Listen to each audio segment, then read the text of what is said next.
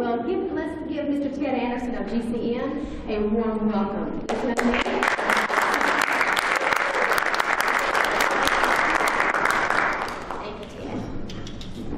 Thanks, Brandy. Naseem and Brandy will be out there in the back. I'll be willing to help you with any questions that you have. Doc will be speaking for about 10 hours. And then after that, questions and answers for the next 10. So without any more, I'm going to bring Doc Wallach up so we can get this started.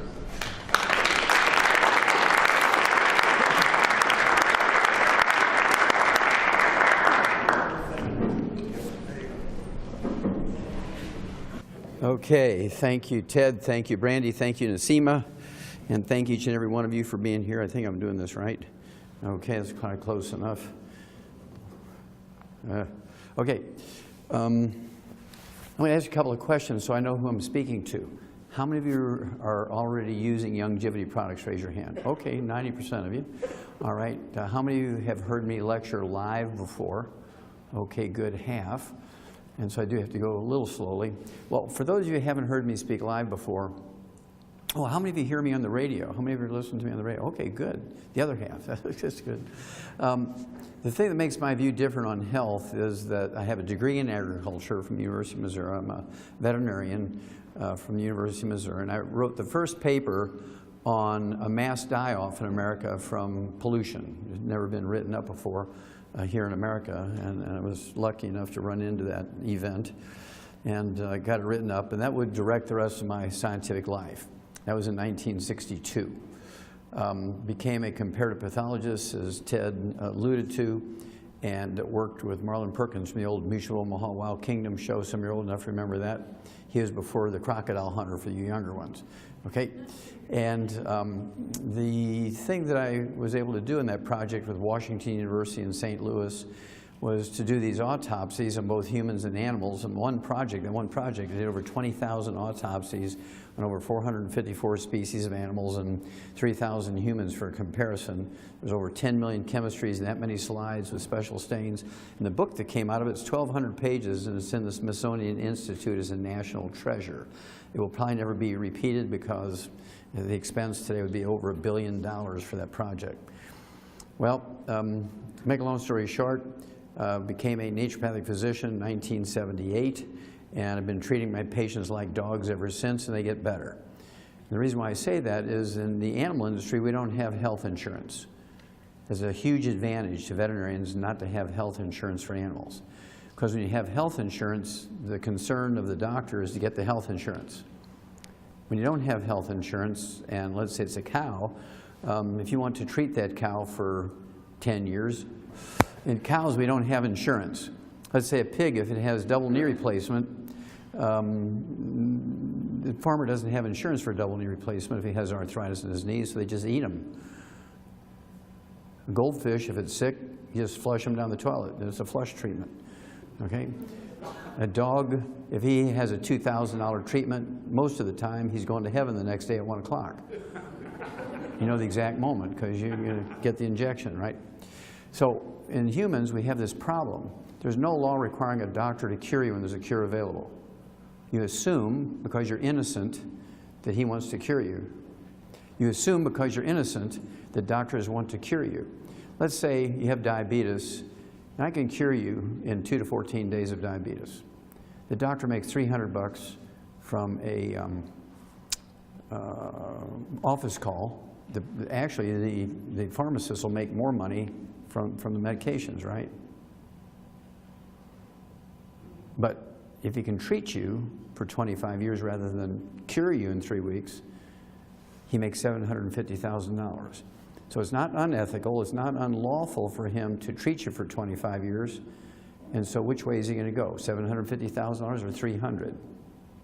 And that's the problem with human medicine is insurance. It's the worst possible thing that can happen to human medicine because it made the doctors figure out how to get the insurance. When they treat you, they ameliorate or dampen down symptoms. They do not cure the disease. Every drug, with the exception of antibiotics, which can kill, let's say you have a strep throat, there's antibiotics that can cure strep throat. If you have syphilis, penicillin will cure syphilis. But it's always the infectious disease with an antibiotic that we can cure.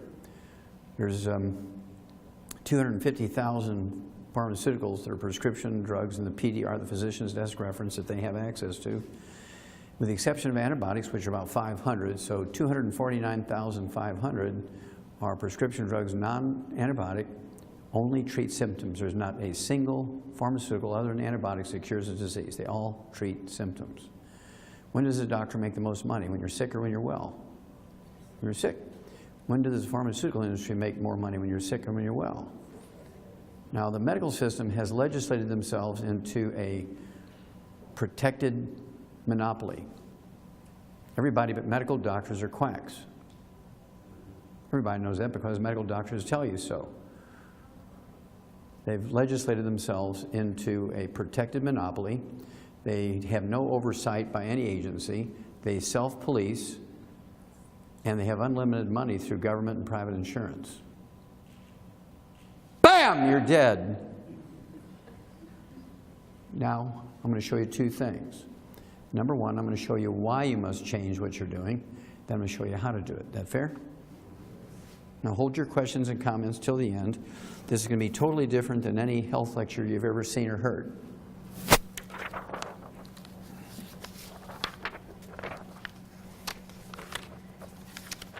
Now, how many of you guys and gals know or heard of a guy by the name of Benjamin Rush? Anybody know who Benjamin Rush was? Okay, a couple of guys in the back. Okay, well, Benjamin Rush was the first military surgeon in the United States. He was George Washington's military surgeon. He was the first U.S. Surgeon General, and he was a signer of the Declaration of Independence, pledging, like all of the other 56, his life, his fortune, and his personal good name. Okay? And this is part of a letter he wrote to Benjamin Franklin and also the other writers of the Constitution, including Thomas Jefferson.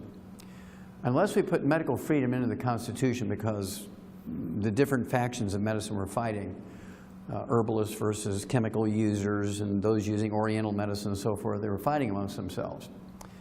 And so he was pleading for a clause in the Constitution that would equal right to choose religion, right to freedom of speech, right? He wanted another one in there. Unless we put medical freedom into the Constitution, the time will come in medicine will organize itself into an undercover dictatorship to restrict the art of healing to one class of men and deny equal privileges to others will constitute the Bastille, which is the most horrible prison in France at the time, of medical science. All such laws are un-American and despotic. Well, of course, that didn't happen. This clause didn't get into the Constitution, and now his worst nightmares have come true 300 years later. Now, we spend more money for health care than all the other nations in the world combined. There's 204 nations registered in the United Nations. Of those 204 nations, we spend more money for health care than all the rest. Not more than any nation, more than all nations. And what do we get for it? We rank 92nd in healthfulness in the world. There's 91 other nations whose peoples are healthier than us.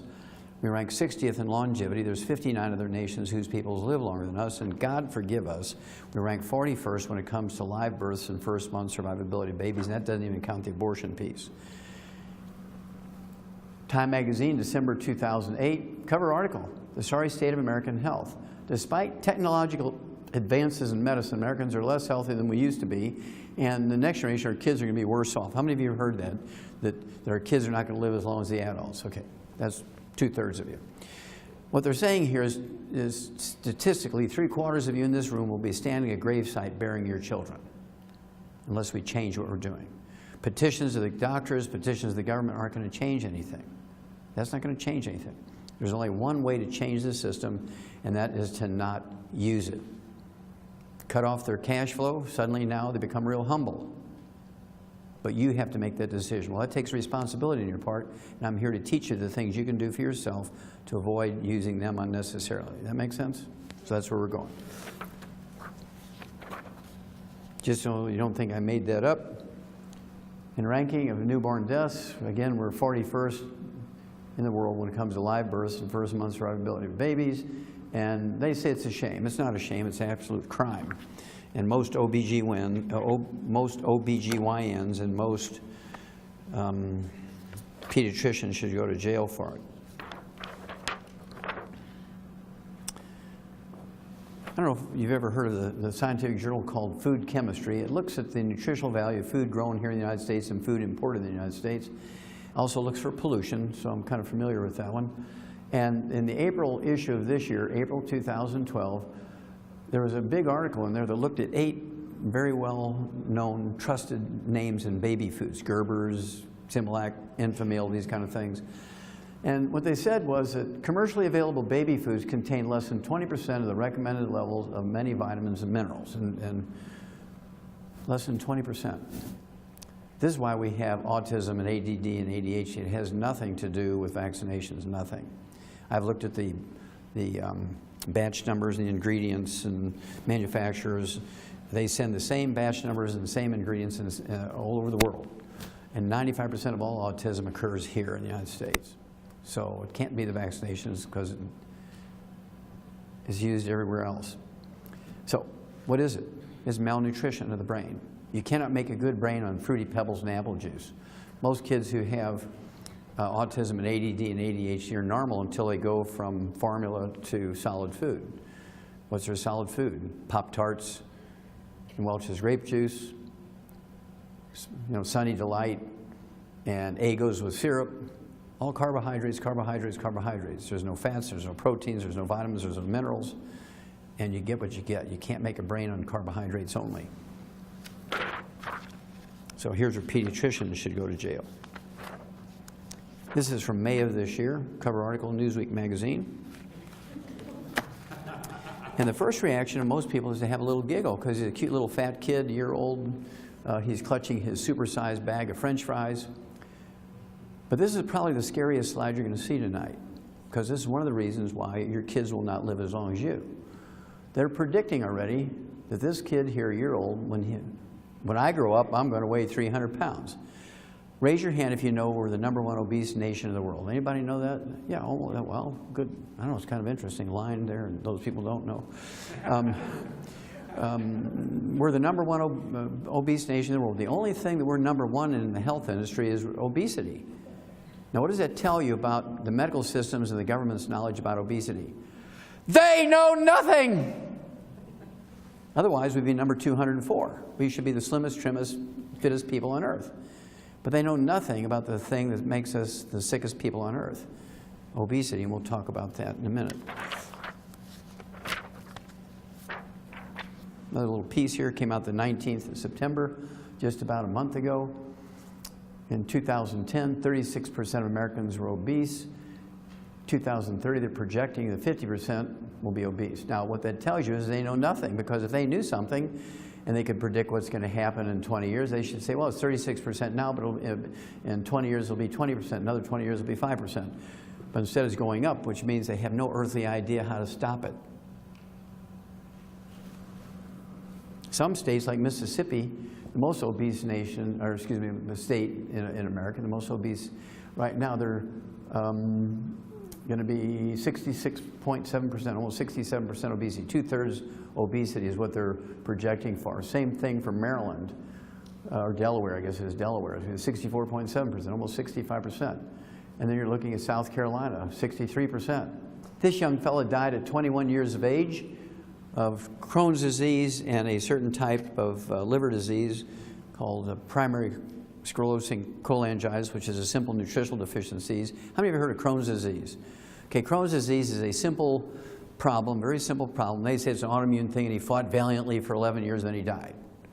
All they do is give him prednisone and cortisone and tell him to eat, give up lettuce and stupid things like that, right? And he died at 21 years of age of complications of Crohn's disease and liver disease. All he had to do is go on a gluten-free diet. We'll talk more about that in a minute. Go on a gluten-free diet, take the 90 essential nutrients, and he'd live to be 121. But when it comes to these things, doctors are either very stupid or they're criminals, because if they know the answer and they choose to treat him rather than cure him, they should have cured him when he was 10 years old in 3 to 6 months. But if they're ignorant, that means they don't know what to do.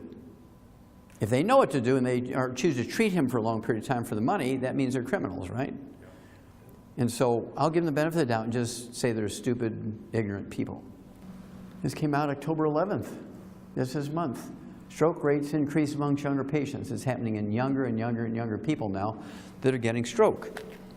And there's many, many reasons for that, but the basic reason is there's two types of stroke. 85% of all strokes are caused by blood clots in the brain, thrombotic stroke. This is caused by a simple deficiency of the omega-3 essential fatty acids or a ratio problem between omega-3, 6s, and 9s. And I'll propose to you, I actually sued the FDA over this and prevailed in federal court, and I'll show you what to do to prevent strokes very simply. AARP, their monthly bulletin, American Association of Retired People. I'm glad to see so many young people in here because we got to start young, right? We can't wait till people, my doctor says I have 3 seconds to live. Can you save me with vitamins? Yeah. Okay. You'd be amazed at how many people I get like that. Oh, I heard your tape 20 years ago. I didn't do anything and now I got 2 seconds to live. Can you help me? Okay. Okay, so the AARP bulletin, March of this year, the worst place to be in America when you're sick is an American hospital. I took 2 pieces out of the body of the article, and one of which is the number of American patients who die each year from American hospital errors is equal to 4 jumbo jets crashing each week. That's about 1,200 to 1,500 people per week. How many of you would fly commercial airlines if you knew they killed 1,200 to 1,500 passengers every week? Nobody would fly! I must see my doctor. I must see my doctor. And then also, in the same issue, each U.S. surgeon operates on the wrong person, wrong body part as often as 40 times a week. Boy, that brought silence to the room.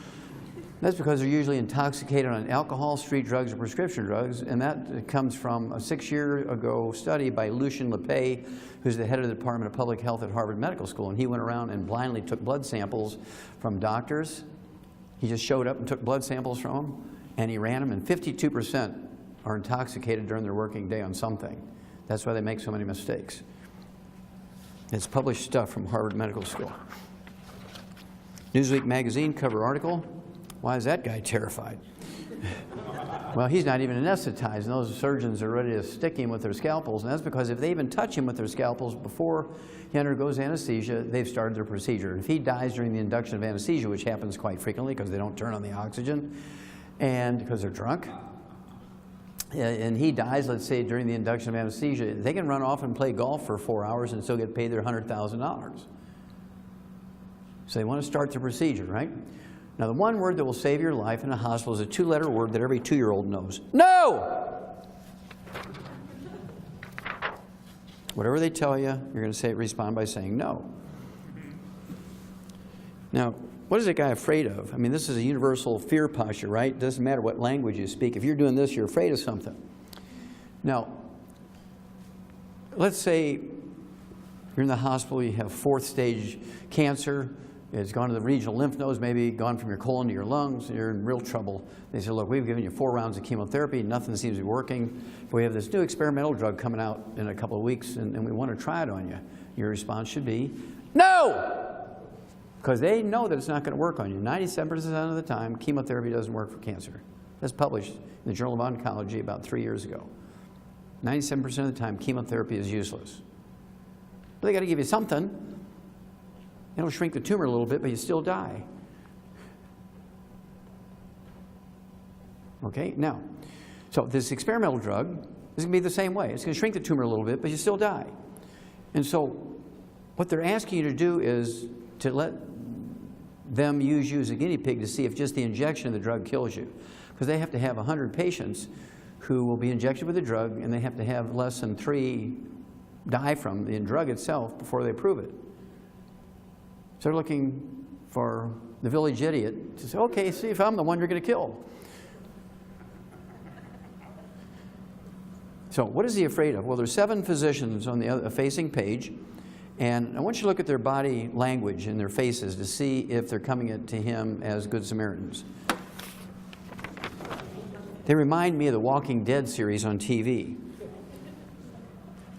The doctors of the Walking Dead. And the reason why they're coming for him is he is the only one in the hospital with money. Everybody else is a Medicare patient. They don't have any money.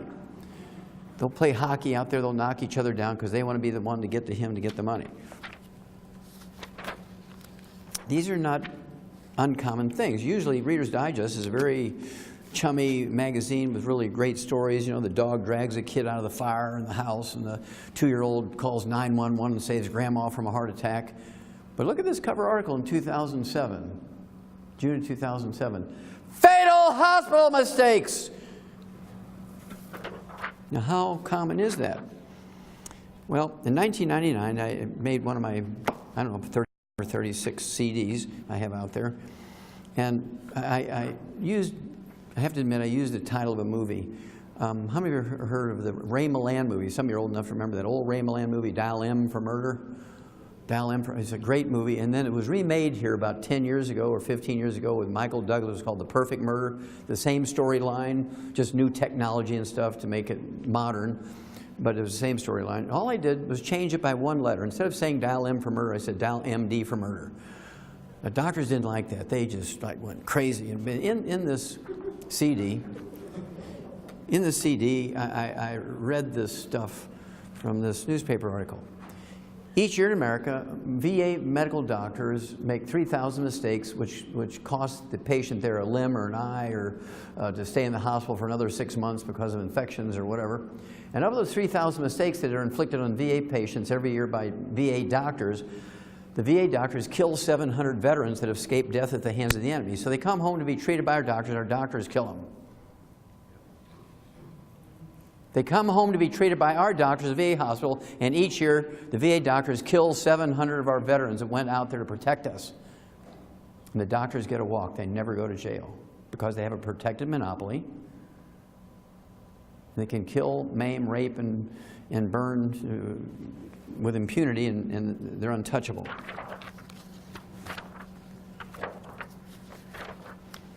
This came out. It was a full-page story in the USA Today in February 2007. I had to chop it up a little bit to get it in this 8.5 by 11. Look at the title here: Patient, Protect Thyself.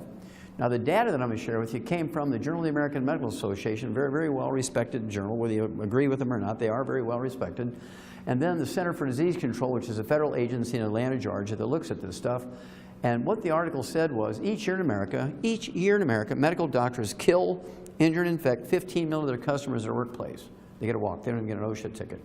Each year in America, medical doctors kill, injure, and infect 15 million of their customers at their workplace. 5.8 million in hospitals and 9.2 million in private offices and clinics. How many of you would fly commercial airlines if you knew that they killed, injured, and infected 15 million passengers every year? Nobody would fly. This is one of my favorites. Each year in America, medical doctors inflict 2 million infections on hospital patients. Of those 2 million infections, 90,000 die.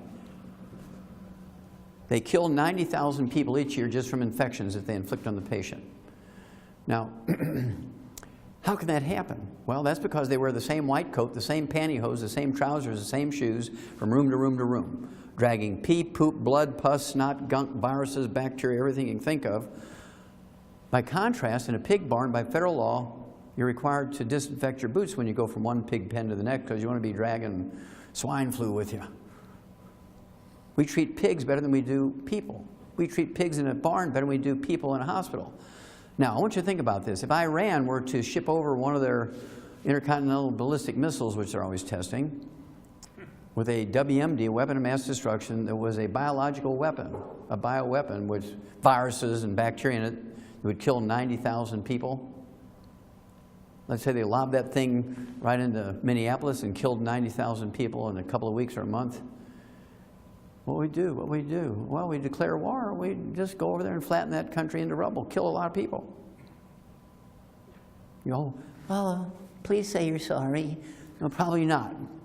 Would we sue them and say, we want some retribution? We want $1 million per person for every one you kill? Probably not. We declare war and we go kill them all. Well, here you have doctors that kill 90,000 every year, just simply because they don't wash their hands after they go potty. Yummy, yummy.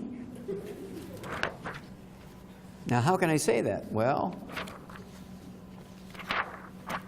this came out in August, about almost exactly 2 months ago. Tomorrow will be 2 months ago. One bacteria causes 30,000 deaths in hospitals every year. That's 1/3 of the 90,000, right? There's one bacteria, C. diff, it's Clostridium differentians, which is only found in human poop. It's a human poop bacteria. It's a human feces bacteria. It comes only from doctors and nurses not washing their hands patient to patient to patient. To show you how concerned they are about it, doctors, in 1993, there were 85,700 cases of C. diff infections in hospitals reported, and by 2010, it went up 400% to 346,800. Is it getting better or worse? Well, the numbers work. It's getting worse.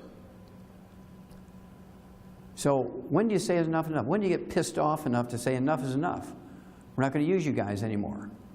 Don't you think? Remember when that Toyota, there was 60 people got killed.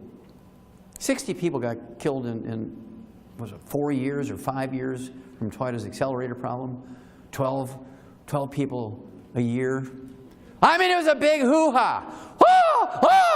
I mean, everybody's suing for billions of dollars, front page stories. It was a mess. Here we have one trade in their workplace. They kill 90,000 from infections every year because they don't wash their hands after they go potty. Nobody cares. That's because they have a protected monopoly. Are you beginning to get a picture here? Now, this is another one of my favorites because I got some very famous examples to show you. Hospital care fatal for some patients. Well, that's kind of fatal, you know, vanilla. Results of Medicare study alarming. Well, that's alarming. Well, the study was done by the U.S. Department of Health and Human Services, Office of Inspector General. Office of Inspector General. Well, that's the auditor for Medicare. What they said was each month in America, medical doctors kill 15,000 Medicare patients with non-invasive procedures. Each month, medical doctors kill 15,000 Medicare patients from non-invasive procedures. How many of you fly commercial airlines if you know they killed 15,000 seniors a month? Especially if you're a senior. I ain't going on that plane, man. I'm driving. Well, let's look at some famous people that they've killed who are seniors. How about Andy Rooney? Anybody remember Andy Rooney from 60 Minutes? Sunday afternoons, kind of a TV show? Well, he retired almost exactly a year ago. In October of last year, he retired. He's 92 years old, and he and his wife are going to go on this world cruise. And so they decided they were going to go in for a physical in case they needed to take some medication with them. They didn't want to be out in the ocean for 6 months and have to go to some doctor in a foreign country that they didn't know and all that kind of stuff. And so the doctor for Andy Rooney, he's kind of leafing through his medical records, and he said, Andy, you're 92 years old here, and I can't find where you've ever had a colonoscopic exam. I mean, there could be cancer lurking around in there. And of course, he had no symptoms, no bleeding in his bowel movements, no pain, no weight loss. He's happy as a clam, waiting to go on his cruise. And what he should have said was, no!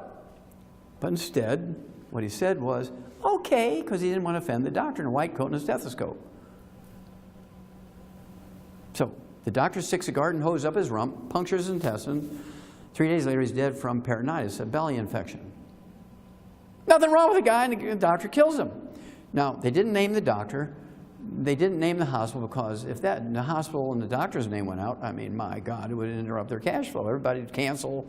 It would be a mess, right? So they're not going to name those guys.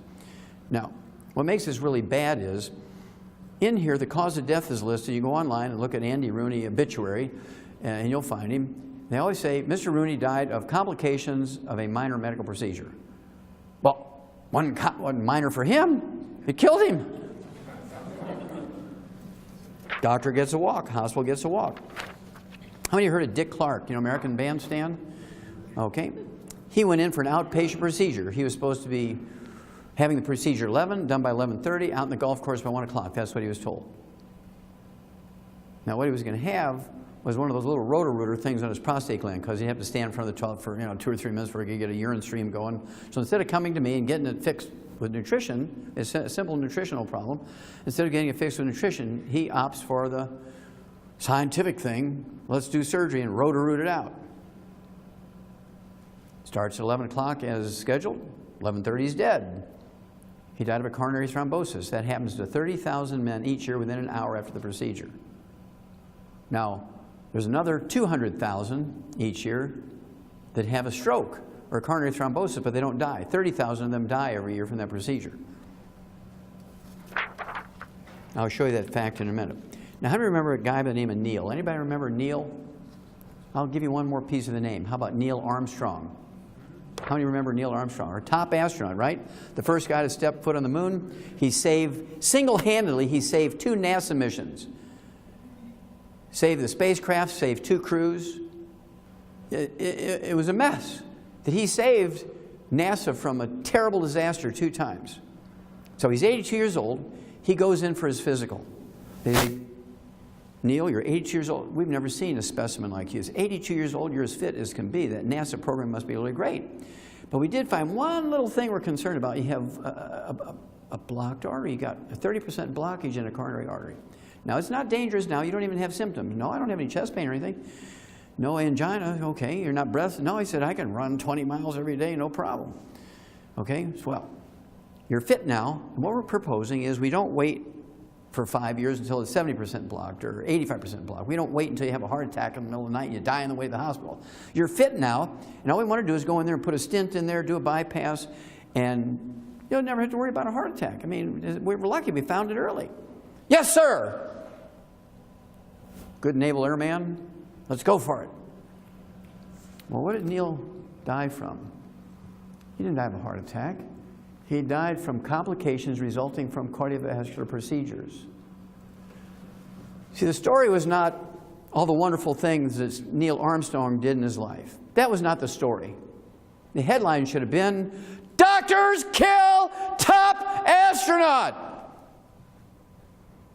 But since they have a protected monopoly, they killed him, and they're hiding. You don't know who the doctor was that killed him. But if it had been a successful thing, that it had this news conference and all the white coats and stethoscopes, and oh yeah, it was a very difficult thing, and we saved the astronaut, and how wonderful. My name is Dr. So, here's my 800 number, you can call me for appointments, and it would have been a big hoo-ha, right? But since they killed him, they're not going to let you know who they are. Are you beginning to get a picture here? So if they can kill an Andy Rooney, a Dick Clark, and Neil Armstrong, and another couple of 100,000 people each year who are nameless because they're not famous. Michael Jackson, there's another one. Stupid Dr. Murray, probably snorting half of Michael's drugs. You know, Michael just happened to pick one of the dumbest, most careless doctors on earth. Now, how many of you heard of cholesterol? Raise your hand. You know, the substance cholesterol. Okay, good. Now, I'm here to tell you that there's not a single disease that's caused by elevated blood cholesterol. There's not a single disease that's caused by elevated blood cholesterol. Elevated blood cholesterol is a red warning light. How many of you have ever seen the red warning light in the dashboard of a car? Whether it turns on or not, you know there's a red warning light, right? If something's going on with the engine. Can you name me anything any mechanical or chemical or electrical thing that the red warning light inflicts upon your vehicle? No, the red warning light, as the name implies, it warns you that something bad's going on. You need to add more coolant, you need to add more oil, you may have blown a head gasket, you don't want to drive it, you want to get towed in so you get the engine fixed. That's what the red warning light is warning you, right? Well, elevated blood cholesterol is a warning. I wrote that up in 1971. It was published, it was like translated into 6 languages in a Danish pathology journal, Acta Pathologica, and it was a big thing. And I compared clogged arteries in vegans versus meat eaters. Vegans, of course, I think you're all young enough to know vegans are people who are vegetarians who eat nothing but grains, vegetables, fruits, and nuts, no animal products, and they believe that's a healthy thing. But I don't believe it's healthy. This is a political statement because they say, okay, well, one cow eats as much food as 50 people. If we're all eat stuff like cows, and get the cow out of the cycle, we can feed 50 more people, right? I mean, that's how vegans think. Well, a cow has 4 stomachs. You can't process grass the same way a cow does. You got 50,000 little helpers in there. I mean 50,000 individual organisms, 50,000 different species of individual organisms. You've got billions and billions and billions of little organisms there that do things that you don't have the capacity to do. So you can't live on pasture grass like a cow. So being a vegan is a political statement rather than a nutritional statement, right? So what he did, when you do 20,000 plus autopsies in all these different species and 3,000 humans, 10 million slides, 10 million chemistries, you can write a lot of articles, which I did, right? One of which was comparing the amount of clogging of the coronary arteries in vegans versus meat eaters. Guess who had the worst clogged arteries? Vegans. Because of poorly stored grains, the oils in the grains oxidize and turn into trans fatty acids, free radicals, which inflame the arteries and cause them to clog. Another thing that happens with vegans, they stir fry organic vegetables in extra virgin olive oil. Turns into trans fatty acids, inflames your arteries and clogs your arteries. Somebody lives on, the meat and potatoes guy, as long as he's not burning the meat, if he's eating his meat raw, or medium rare, and having some baked potatoes, he won't get clogged arteries because there's no trans fatty acids in any of that. You're getting a picture here. So just because somebody says something's good, when you have to look at it and see if it really is. Well, again, cholesterol is not bad. If you have elevated blood cholesterol, the normal cholesterol for human beings, the normal range is 220 to 270. 220 to 270 is the normal range. And if you have a blood cholesterol without medication that's below 200, you have gluten intolerance because you can't absorb cholesterol. I've seen people with cholesterol at 60 and their doctors, man, you can eat 10 eggs a day and not worry about it. You got cholesterol 90, man, you're lucky. No, you're dying because you have gluten intolerance and you can't absorb cholesterol, which is a very big, complicated molecule. Okay? So, FDA adds new safety information to statin drugs, cholesterol-lowering drugs. February 2012. Federal health officials are adding new safety warnings about the risk of statin drugs for memory loss, Alzheimer's disease, and elevated blood sugar. If you take statin drugs to lower your cholesterol for 10 years, and at the same time you're on a cholesterol-restricted diet, you're going to increase your risk of Alzheimer's disease by 100%. In other words, you're going to get Alzheimer's disease as predictable as gravity. I'll tell you why in a minute. Also, if you're on statin drugs to lower your cholesterol and you have a cholesterol-restricted diet for 10 years, you increase your risk of type 2 diabetes by 50%. What causes elevated blood cholesterol and triglycerides is it's a red warning light for diabetes, it's a red warning light for low thyroid, it's a red warning light for deficiencies of 6 different minerals. It in itself causes nothing.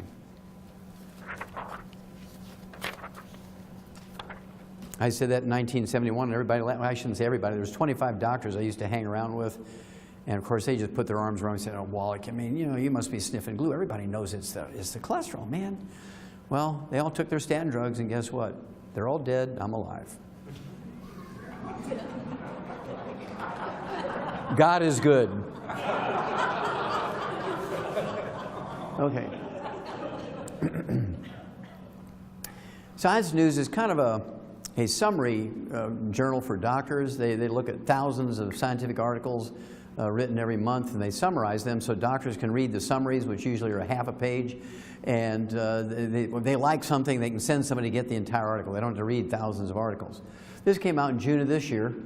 Good cholesterol, not so beneficial. Higher HDL, high density lipoprotein, the good cholesterol, don't reduce heart attacks. I said that in 1971, everybody laughed at me. Now it's published, you can go back and read it. Okay? And so it's nice to be redeemed a little bit, right? I'm going to go to each of their graves and put one of these on there. Okay, now there's not a single medical screening test that prevents a disease. And I saw on TV the other night where the American Cancer Society is still talking about get your screens to prevent cancer. There's not a single screening test, medical screening test that prevents a disease. Now, it might catch it earlier. We can get into the treatment system, which can be a bad or good thing, right? So this is the Globe and Mail, which is the USA Today equivalent in Canada. It's a national newspaper. I just like this title along with that picture here. Screening is not prevention. Now, how many of you ladies have heard of mammograms? Raise your hand. If you don't raise your hand, you're probably lying. Okay, even men have heard of mammograms, right? And that's one of the great screens that doctors like to use. OBGYNs, your primary care physician, will send you in for a mammogram every year once you're 40 years of age. Well, women, I don't know, 10, 15, 20 years ago when these things were really being pushed, they said, what about all that radiation? I'm trying to stay away from radiation. I'm protesting against nuclear power plants when we put my breast in that machine. Oh, it's insignificant radiation. How many women have heard that?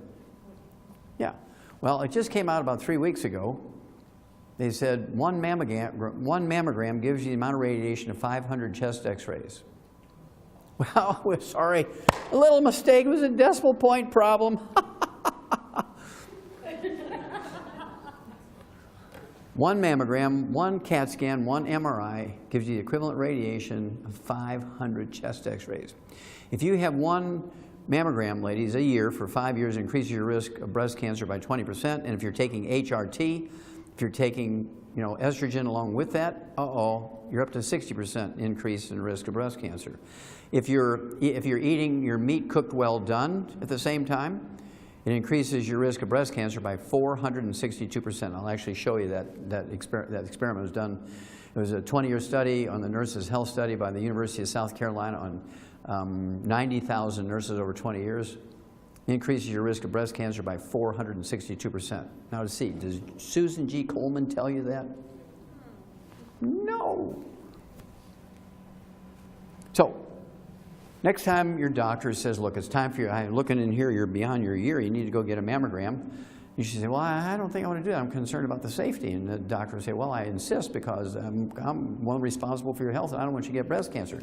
Now, what he's really saying is, I don't want to give up my $400 I get kicked back from the radiology laboratory, because radiology is one of the things that doctors get kickbacks on. If you get an ultrasound, they get $10. A mammogram, it's $400. They're happy about those things, right? Now, so what you're going to say, ladies, is this. Look, I'm concerned about safety, and if you can convince me it's safe, I'll do the mammogram. And here's what I want you to do. What I want you to do is put your testicles in the machine. And I want you to let me be the one to crank down on that plate until you groan a little bit. Ah. Then I want to be the one to yell to the guy standing behind the 2 inches of lead and say, hit it, Frank! And if you'll let me do those 3 things, I'll get the mammogram. And you know what that doctor's going to say? No! You can do your own self-examination at 10 o'clock in the morning on the 15th of every month, even if you're 10 years into menopause. Keep a log and map out your breast where all the little bumps and lumps are you've had all your life, kind of thing. But suddenly now this little pea-sized knot that's been there forever is a little tender now. It never used to be tender. Go get a high-definition ultrasound. It'll actually give you more information than a mammogram. There's no radiation. Now, you guys don't get off easy. A federal panel now is discouraging PSA prostate screening. Why PSA risk might not be worth it, and this is where that 30,000 number came from. How do men fare after this surgery? Oops. Houston, we have a problem. Time Magazine, Health and Science section, June 4th, 2012. Skip the PSA screen. Experts say PSA blood tests for prostate cancer don't save lives. Now, Warren Buffett was diagnosed with prostate cancer in April of this year, and he chose aggressive treatment, surgery, radiation, chemotherapy. Has anybody seen or heard of him in the last 6 months? Is he dead in the freezer, waiting for the stock market to go right before they've revealed his death? I mean, is he off recovering in some island someplace, or is he in a coma? Is he in a hospice? I mean, we don't know what's going on, right? But anyway, this is his story. But the most important piece of the story, when this was written up, was this paragraph here. Richard Ablin, the scientist who discovered the PSA test, calls the testing's widespread use a public health disaster because it gives a 98% false positive, gives the doctors permission to kill you. Prostate cancer does not kill anybody. If you have prostate cancer and you die, it's always from the treatment. It never goes to your liver, your lungs, your brain. It never kills you. It goes regionally. It'll go into your pelvic bones, your lumbar vertebrae, and your leg bones, but that's it. Probably 90% of all men who die over the age of 85 have prostate cancer. It's usually the size of the head of a pin, never left the prostate gland, but the PSA test is like 100 instead of below 5 like it's supposed to be. Oh my God. You got to get treatment here.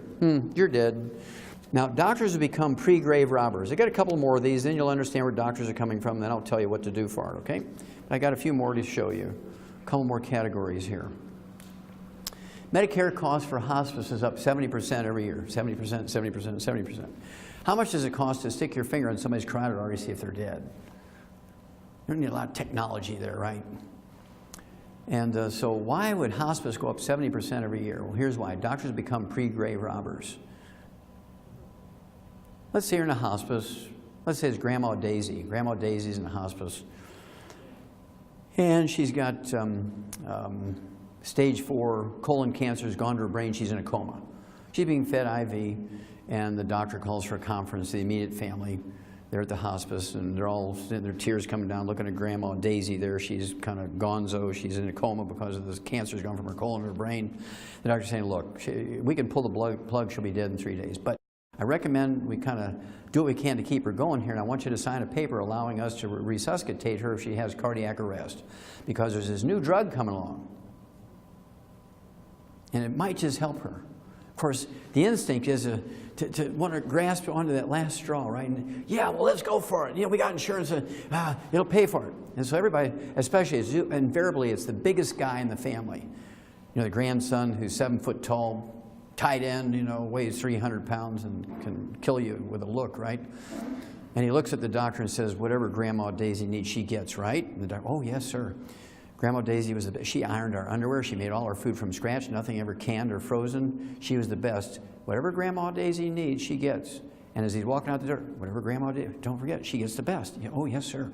Well, as soon as everybody signs a paper and they've left the room, this doctor, this hospice doctor, is on the internet calling all his golf buddies. I checked out Grandma Daisy here, and she's got $300,000 left in all her accounts between Medicare, her private insurance, and everything, and her supplements. She's got $300,000. They're there in a heartbeat. They give her a hysterectomy, double mastectomy. They'll do a double hip replacement, double knee replacement, cataract surgeries. If she has one tooth, they'll yank that, do an upper and lower dentures, and then they put implants in her middle ear because she was deaf. And then they pull the plug, say, oh, they call them, say, oh, Grandma Daisy had a turn for the worse and she died, but only after they get the money. So what I want you to do is have hospice at home. Medicare will pay for hospice at home. Everybody comes there that needs to come there and do whatever's necessary, give her a better thing, but you have some control here. You let her have her dog in her bed with her. You let the grandkids sleep with her if they want. She can have a gallon of ice cream every night if she wants. You can't give Grandma Daisy ice cream in a hospice. She's dying. You can't let the grandkids come in. She's in intensive care. You can't let grandkids come in to give Grandma Daisy a hug. Do you see the difference here?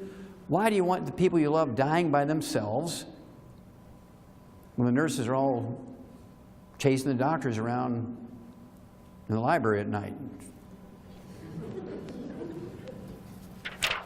After all, that's where the plush chairs are, right?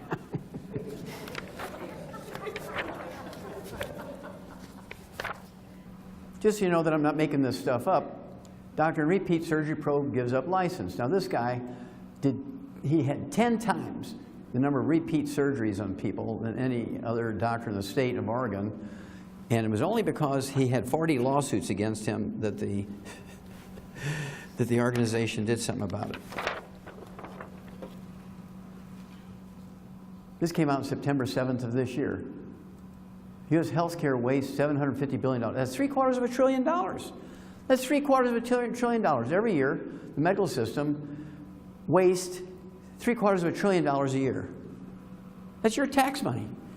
Now, what was the waste for?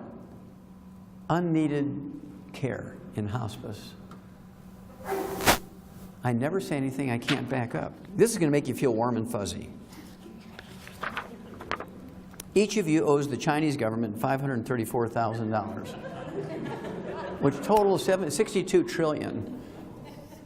Now, why is that? Well, that's because for the last 30 years, each one of your elected officials in Washington, regardless of party, independents, libertarians, Democrats, Republicans, they all did it. What they did was they took all your money from your Social Security funds, your Medicare and your Medicaid funds, and gave it over to the highway departments, which you see all this highway work going on here. That's your Social Security money. That's your Social Security money, okay? And this was so they could come back and say, I brought home the bacon last year. I got 100 new jobs in this district, and I want you to re-elect me. Oh yeah, we got 100 new jobs, we got to re-elect you. Well, when the first baby boomers came along, 80 million of them. The first wave, about 4 years ago, came along. Okay, we're here for our Social Security. Everybody's looking at each other in Washington. We don't have any money. They're here for their money. We don't have any money. So, well, you got to wait 6 months. Next year, you got to wait another 6 months. And so now I think you got to be 70 before you get your first payment in Social Security. It used to be 65, right? You got to keep waiting and waiting and waiting. And that's why, because there's no money there. So they run to the Chinese. We need money. Okay, we'll give you the $62 trillion. We want some security here. So what security did they have to give for $62 trillion? It wasn't a signature in their name. What it was all the weekly revenues from federal lands. Oil leases, we're talking about timber permits, grazing permits, all of the tolls from the federal toll roads. Weekly bypasses all the American banks and goes straight to China, not even keeping up with the interest, because this is a year old. It's now 70 trillion. This is outside that 16 trillion that's, we're behind on our budget this year. We're behind on our budget, 16 trillion. That doesn't count this. I knew that would make you feel warm and fuzzy. Now, doctors are always at the bottom of it. This came out in 1997. A 1997 study by the Health Insurance Association of America found that 75% of insurance fraud, which is a federal crime, is committed by providers, which is a code word for doctors. You do that, you go to jail. Doctors do it, they get a walk. Now, you do have to change your diet. Now, we're just changing subjects a little bit here. You have to change your diet. Part of your responsibility. There's 20 of these billboards around the Beltway around Chicago. You say, why on earth would they do that? That's because 75 years ago, the average age of diagnosis of colon cancer was 60. Well, now it's 38. And so this billboard is directed to 8-year-olds. Now, you talk to an 8-year-old about Grandma Daisy dying of colon cancer. Well, she was 82 years old. I'm only 8. That's a million years from now. I'm not worried about colon cancer. And so this is directed to 8-year-olds. What, Mama, what's butt cancer? Well, when I was a kid 73 years ago, geez. When I was a kid 73 years ago, I had processed meats with nitrates in it once a year. That was ham on Easter. Now, kids have processed meats with nitrates in it 15 times a day. They get bacon and eggs, they get ham and eggs, they get sausage and eggs, they get the all-meat breakfast with 14 different types of sausage and bacon and ham and pastrami and pepperoni and jerky, and then they get bacon bits in their salads. They have bacon burgers, and there's in their little Lunchables, there's these little rods made from pepperoni. They're getting all this nitrates and nitrates. And then there's fried foods. You got to give up fried foods. This guy's been dead for 35 years. He's still killing people.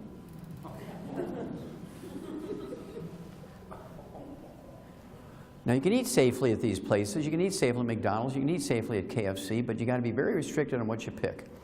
In KFC, you can only eat the KRC, Kentucky Roasted Chicken, and their salad bar. That's it. Nothing else in there is safe. Same way with McDonald's. When I go to McDonald's, I do that 2 or 3 times a week because I'm on the road. I only eat their Angus burgers. I get the Swiss mushroom one. No mayonnaise, no bun. I have them add lettuce, pickles, tomatoes. And so I'm having a little piece of meat and I'm having a little salad with no dressing or anything on it. I do get their mild salsa. Tear a little packet, put the mild salsa on there. And then I'll drink their wild berry smoothies, and I will have their parfaits, which is a little yogurt that has blueberries and strawberries in it. That's the only 3 things I'll eat at McDonald's. But it's very sad. Going to McDonald's as often as I do, I'll always see grandmothers and grandfathers. They're like in their 70s and 80s. Here's a little kid in a high chair, 2, 3 years old, and he's smashing potatoes and doing the things that little kids do in high chairs. And here's Grandma with the chicken McNuggets, and she's always ripping the skin off the chicken McNuggets. Say, little Frankie, watch Grandma, goody goody, num num num num, good for you. Here, and he's eating all these little skins of the chicken McNuggets. So when I do an autopsy on a kid 12 years old who dies of leukemia, I don't put cause of death as leukemia. You have to have a cause of death. I always put Grandma. Because Grandma's the one that gave him permission to eat the fried foods that gave him leukemia. Now, how many of you have a dog? Anybody in here have a dog? Okay, good. You haven't eaten them yet. Now,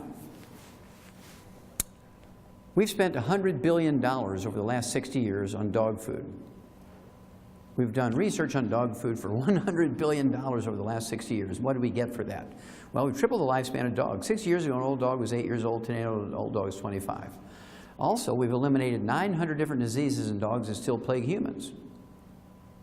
And all they want, all the dog food industry wants is the next time you get your next dog, you'll use that same dog. Well, that dog food was really good. And, you know, little Lucky here lived to be 25 years old, and so I'm going to get that same dog food. So that's why they spent the $100 billion to make sure you would continue to use their brand of dog food. Now, a couple of questions here. They make dog food for toy dogs under 10 pounds of body weight. If you've ever bought dog food, you know this. They have dog food for toy dogs under 20 pounds of body weight. They have dog food for medium-sized dogs, 35 to 50 pounds. They have dog food for large breeds between 50 and 100 pounds. They have dog food for giant breeds over 100 pounds. That's so every mouthful is perfect dosage-wise. By contrast, when you look at whether it's nutritional supplements or if it's cough medicine or prescription drugs, the age is 12. This is for somebody under age 12. This is for somebody over age 12. How, you know, an adult over age 12. How many have read those? It's on the over-the-counter stuff. Yeah, it's everything. Well, I know little kids that are 12 years old. They're 300 pounds. I know 80-year-old people who are 70 pounds. So you can't go by age. You got to go by weight, and that's why we're more successful in the animal industry, because we go by weight. So here comes the ultimate question. Well, there's two ultimate questions.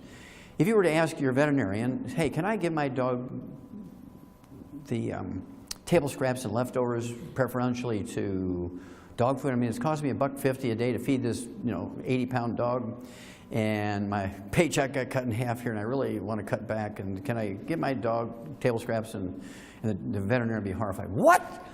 We spend $100 billion perfecting dog food, eliminate 900 different diseases, triple the lifespan of your dog, and you want to feed them table scraps? I mean, the veterinarians would be mortified. No, no, no, no, can't do it. So here comes the ultimate question, the ultimate question. How come you eat and you feed your kids, your grandkids, food you know will kill the dog? You eat and you feed your kids, grandkids, food that you know will kill a dog. So we came up with a 90 for Life program in longevity. It's called 90 for Life for two reasons. Number one is the 90 essential nutrients, 16 minerals, 16 vitamins, 12 essential amino acids, 3 essential fatty acids. And what it means for life is for a healthy life, but it also means for life, for the length of your life. How many years do you need to take oxygen? All your life. How many years do you need to drink water? All your life. How many years do you need all 90 essential nutrients? See, these are not the optional nutrients. This is not the wax on the car. These are the things that drive the engine. So there's another look at those 90 essential nutrients. They're called essential nutrients, ladies and gentlemen, because we cannot manufacture them. We must consume them every day. There's food or supplements. Number two, if we don't have them, you get horrible diseases, of which they will all be fatal over some period of time. Every one of these, you know, calcium deficiency causes 147 different diseases. Calcium deficiency alone causes 147 different diseases. I want you to think about that. Why would the medical profession want you to get all the calcium you need? I mean, there are people who specialize in calcium deficiency disease, and they make millions of dollars every year treating your calcium deficiency with surgery. But what's in it for them if they tell you what to do for your nutrients? You can overdose taking vitamins and minerals. Don't you dare take them. Oh, my doctor says I can't take those. I can overdose. They kill 1.5 million people a year from pharmaceutical decimal point problems. From pharmaceutical decimal point problems, they kill 1.5 million people a year. But that's okay, they're FDA approved. Okay, we need 16 minerals, 16 vitamins, 12 essential amino acids, 3 essential fatty acids, and our food plants can take carbon dioxide out of the air, use the sun's energy, a process known as photosynthesis, to manufacture long carbon chains with which the plants make vitamins, amino acids, fatty acids for themselves. And those societies that learned how to eat these plants will get these things, and they live longer and healthier.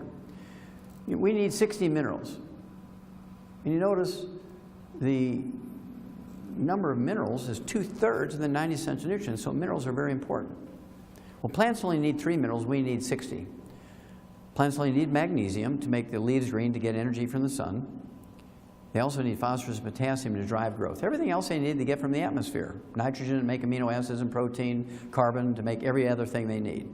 So if you're eating a pretty good slice of organically grown, multigrain bread, organic, baked by the pastor's wife in church on Sunday after his best sermon, you're 57 short. Bam, you're dead. But he ate so well. It was all organic and just baked with love. Now, nutritional minerals do not occur in a uniform blanket around the crust of the earth. They occur in veins like chocolate and chocolate ripple ice cream. Which, remember that piece. It's very important. Now, how many remember going to mom and dad's house, or some of you are too young for that? You might go to grandma and grandpa's house and remember that they had a wood stove. Anybody remember the wood stove days? Yeah. Now, what did grandma and grandpa do with the wood ashes every morning? Did they go in the recycling bin to save the earth? They went in the garden, exactly right. Went in the garden. Well, are wood ashes all the same? No. Remember, the plant only needs 3, so that tree might have only been in a vein that had 3 minerals. But it had 6, 8, 12, whatever it was. So all wood ashes were not alike. Okay, but they put them in the garden and plants benefited. At any rate, wood ashes are not really ashes. Somebody gave them that name thousands of years ago, and we've kept that name, but they're really the minerals that the tree sucked up out of the ground. So there's plant minerals, AKA wood ashes. We throw them out in the garden, the okra and the tomatoes and the sweet potatoes and the onions and all the peas and beans and squash and corn and everything you're growing out in the garden. Suck all those minerals up. You eat those plants, you get your minerals in that fashion, right? That's how the old people used to get their minerals, through the plant minerals, AKA wood ashes, going to the garden. Plants suck them up, you eat the plants. Well, at 3 o'clock in the afternoon, Monday, September 4th, 1882, we know the exact moment, 3 o'clock in the afternoon, Monday, September 4th, 1882, Thomas Edison pulled the switch on the first commercial electric generating plant. Within 10 years, everybody in the city had converted from wood, which is inconvenient and messy for fuel, to electricity, propane, and natural gas. Now here comes the ultimate question here. How many minerals are left over? How many ashes are left over when you use electricity for fuel? 0! And what did you replace that source of nutritional minerals with? Nothing! And that's why we're all screwed up health-wise. You gave up 2/3 of the nutrients by changing your source of fuel. And doctors say, don't you take vitamins, minerals, you'll overdose. And they're not FDA approved.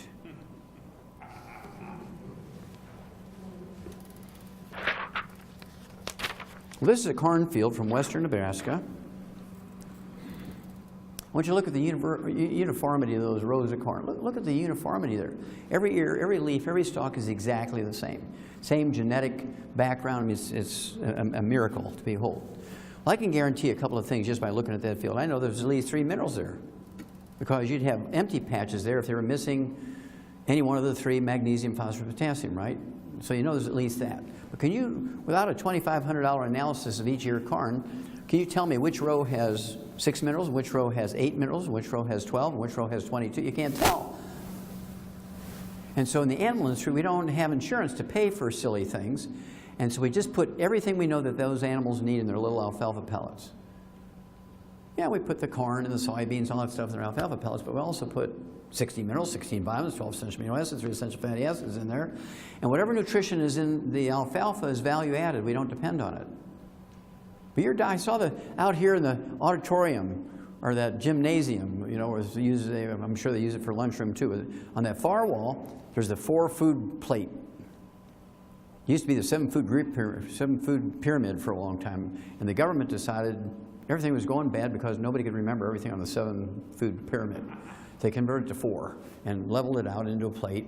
You're supposed to eat variety and put 4 different colors on your food plate, and everything would be wonderful. That's the most insane approach to nutrition I've ever seen. Somebody needs to go to jail here. They kill more people than all the terrorists in the world combined every day. Now, this is a satellite photograph from 100 miles up of agricultural land in Southern California. Over here is the Pacific Ocean. Over here is Yuma, Arizona. Down here is Mexico. Up here is the Salton Sea, which gives you some sense of location. This is a Salt Lake, about 1/10 the size of the Great Salt Lake in Utah. But I want you to look at these mineral veins here. Look at those veins of minerals. Every color represents different minerals, different mixtures of minerals, different amounts of each one, and so on. How do you remember Popeye? Remember Popeye and spinach? You're supposed to get all your iron from spinach and everything. Well, the only place I can guarantee there's going to be a lot of iron is over here, because iron in the soil turns it red. I can guarantee you just by looking at this photograph that there's a lot more iron over here than there is over here. But am I going to spend $2,500 on every kibble and bit in dog food, and every can of dog food, and every alfalfa pellet for a laboratory rat and a cow to analyze it and make sure it has everything it needs? No, they don't do that. What they do is they put everything they know that animal needs appropriate for body weight, and then whatever's in the food is just value added. And if you're expecting iron in your food, on your sweet potatoes, your spinach, and you're getting your sweet potatoes and spinach over here, you're S out of luck. Okay? And so in the animals, they get a better deal because we put everything in that food. Now you're beginning to understand the picture. What about organic? Well, I've been saying this since I did those studies in the 1960s for the National Institutes of Health, the big multi-million-dollar study I did. This is a meta-study with 240 studies. Study sees no nutritional edge in organics. Now, people who grow organics and people who sell organics will lie to you. There's more nutrition in organic food. That's a lie. You can eat a non-organic carrot, could have 10 times more minerals in it than an organic carrot. Depends on what vein in the field it grew in. The only thing you can guarantee from organic is there's no sprays on it, which is not a bad thing. That's a good thing. That's a plus. No sprays, you know, knocks your chemical load down. That's a good thing. But they want you to also believe that it guarantees nutrition. It does not. So people who eat organic still have to supplement. This is what makes Youngevity unique. This is a compost pile, and this compost pile is made up of plants that were under the sea for thousands and thousands and thousands of years. This is a 25-foot cap of marine limestone. It has, this is a compost pile. This is 3,000-foot elevation. It goes down 2,000 feet into the ground, and this is plant material. So we were able to get it certified organic every year for 35 years. It has 77 minerals in it, including the 60 essential minerals, thank you, the 60 essential minerals in optimal amounts. Nobody else has this, so this is why we're so successful with over 900 different diseases. That's the miracle stuff. Now, there's 25 different ways to get it. That's the Russian version. Okay. Okay. Now, there's 25 different ways to do this, but the most, what should I say, the most easy for people to understand is the Healthy Start Pack. And this little bottle's on top of here. It fits in a kind of rectangular box. This has 245 nutrients in it, which includes 130 vitamins, minerals, amino acids, and fatty acids, including all 90 known essential ones. And then a bunch of the others that are not yet considered essential will be, but it's, what should I say, nobody's motivated to spend lots of money to prove it, because what are they going to get for it, right? And so it's not a commercial thing for the most part. And so at any rate, this also has 115 super juices in it. How many heard of the super juice, like noni juice, goji juice, mangosteen, acai berry, and all kinds of maqui berry, you know, from Bolivia and so on. Well, Patagonia, that's another place they come from. At any rate, this is great stuff. It has 245 nutrients, including all 90 essential nutrients in optimal amounts. And this one Healthy Start Pack is designed for 100 pounds of human flesh for a month. So if you give that one pack to a 50-pound kid, that's for 2 months. Give it to somebody who's 90 to 110 pounds, that's for 1 month. If you get to a 200-pound person, that's for 2 weeks. Because by body weight. That way we're more accurate, right? So we do everything in Youngevity by body weight, because I'm a veterinarian and a physician. So I try to get as much as I can, the good stuff from the veterinary industry, and bring it over to people. That's why I say I treat you like a dog, but you get better. And this is that chart that's on the wall over there. I looked at that and I said, man, you're just supposed to eat fruit and vegetables and grains and protein, and everything's going to be fine. That's why America is sick. That's why all the jobs were shipped out of America. All the assembly jobs, all the manufacturing jobs are shipped out of America because of the high cost of medical benefits for employees. Now, how many are old enough to remember the 1962 presidential election? Anybody remember that in here? 3 or 4 people are old enough. Okay, yeah. Well, there was a 3-way race between old Bush 41, Ross Perot, and Billy Clinton. It was a 3-way race. The only thing I can remember from that campaign where they all three were running, and they were only different by like 3 points. Billy Clinton won the presidency with 32% of the vote. Now in Europe, in England, they would have had a runoff between the top 2 guys. It would have been a runoff between Billy Clinton and old Bush. But Ross Perot had just about as many votes as everybody else. It was very close. Kind of interesting race. But the only thing I remember from the campaign was Ross Perot was the biggest cartoon character because he has huge ears and a Texas accent. All they showed was a Texas hat and ears sticking out of it, and that was Ross Perot's picture, right? Great cartoon stuff. But anyway, what he said was, if anybody signs NAFTA, you're going to hear this giant sucking sound as all the jobs leave America. Remember that, Ted? Yeah. Everybody said, that guy's an idiot. What do you mean all the jobs are going to leave America? Where are they going? Well, as soon as Billy Clinton signed NAFTA, like in his first week as president, that boy, he signed that. This is going to be the greatest thing. It gave permission for all the publicly traded corporations to leave the country and take the jobs with them. They started building infrastructures in these foreign countries. As soon as the infrastructure was built, all the jobs started going away. That's because they don't have the need or the requirement for health care benefits in those foreign countries. Now, what is a publicly traded company built for? Profit. For who? Profit for who? The shareholders, the owner of the company. Is there any law, moral or legislative law, requiring a publicly traded company to hire an employee? No such law.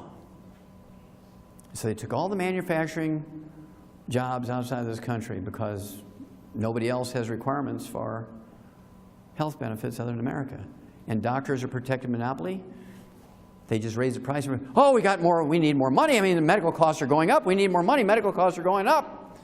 Because you can't go to a second person. You can't go get a competing bid. For a roof, you go to 3 or 4 or 5 or 6 different people. You can, compare quality with money. You can't do that with a doctor because every doctor is going to say the same thing. The only difference between the doctors is one may kill more than another. That's it. And since there's no requirement for them to post that, you can't tell by looking at them. The nicest looking guy, that's the one that kills the most. So this is that 4-food group plate. Grilled chicken breast, steamed vegetables, some berries there with some Auric points, a lot of great organic rice and millet. I can guarantee you a couple of things about looking at that plate. Number one, there's 4 minerals in there. I can guarantee 4 minerals. There's some sulfur in the chicken breast because it's required for the essential amino acids. It has to have some sulfur, methionine, cysteine. I can also guarantee there's some magnesium there because that's what makes that broccoli green, right? Everything else, all the other plant materials have magnesium, phosphorus, potassium. They might not have any magnesium in here. The only magnesium in that plant may have only been in the leaves. So, but there's some magnesium here, so there's 4 minerals. Sulfur, magnesium, phosphorus, potassium. That's all I can guarantee. There's some beta-carotene in the carrots. There's some Auric points, antioxidants in the berries there. Maybe some listeria in the cantaloupe. Kill you. And so the only way to guarantee you're going to get all 90 essential nutrients is to supplement.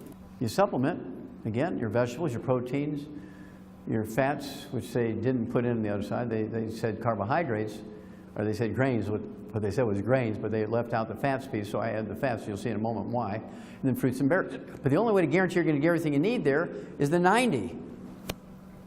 16 minerals, 16 vitamins, 12 essential amino acids, 3 essential fatty acids. You must supplement every day like we do for dogs and cats and chickens and turkeys and ducks and sheep and pigs and horses and so on.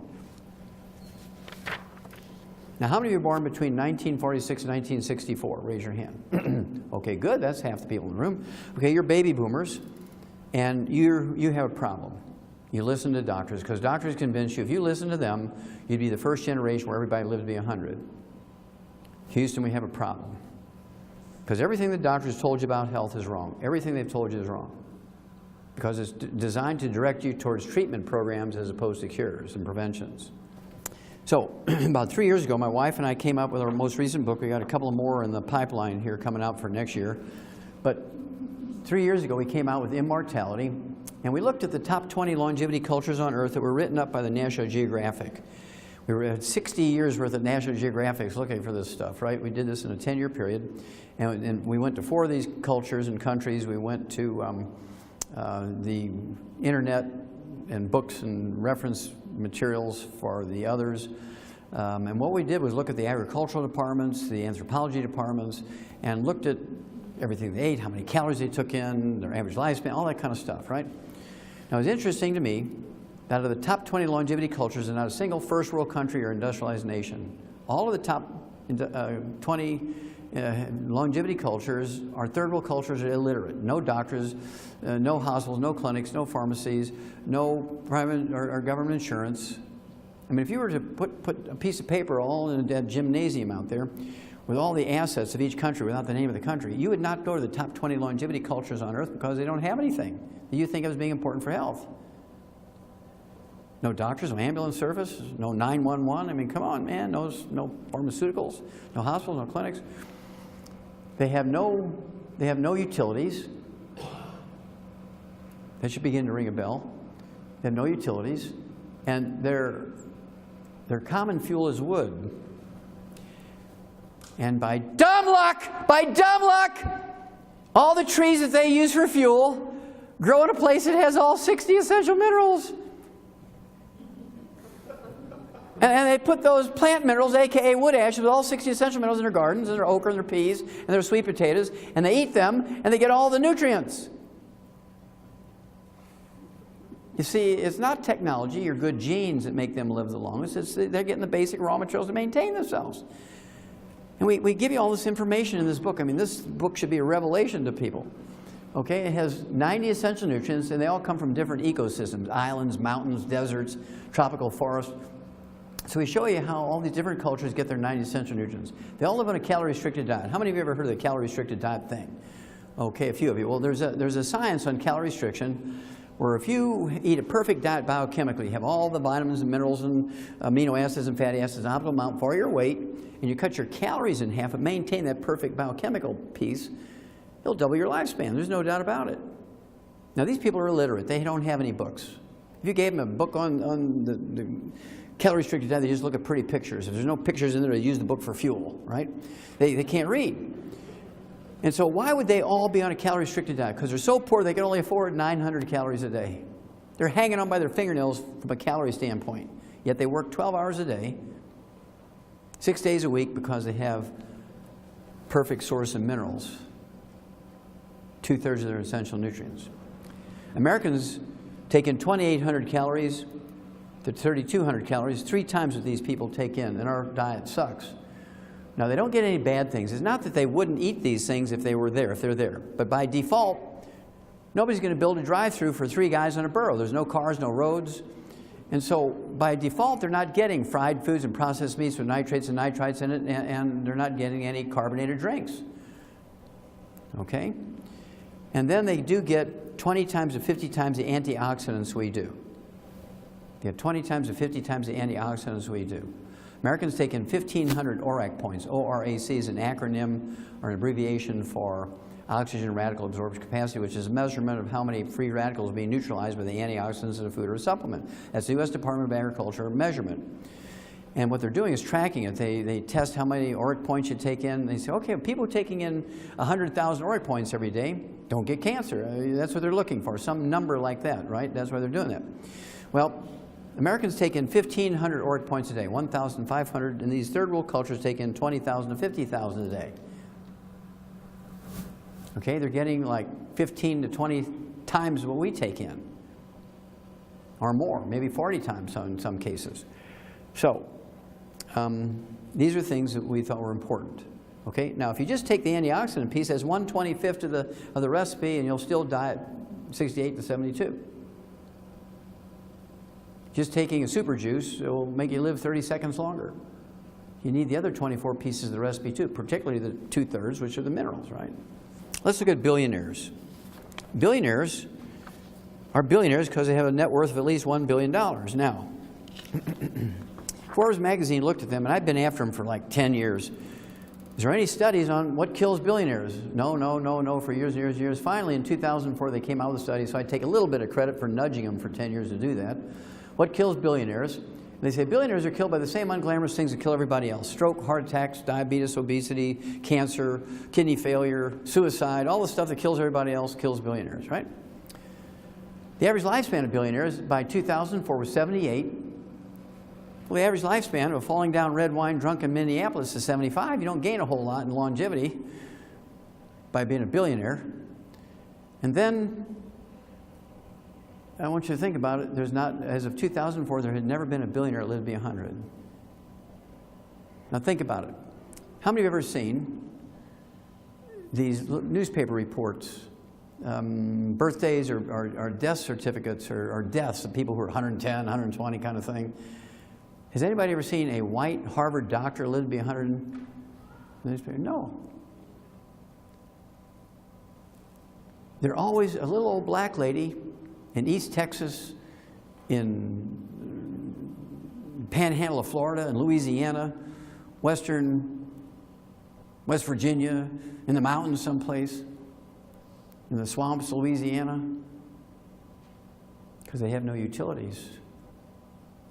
And by dumb luck, the trees they're using for fuel have the 60 essential minerals in it. And all the people with high technology die younger.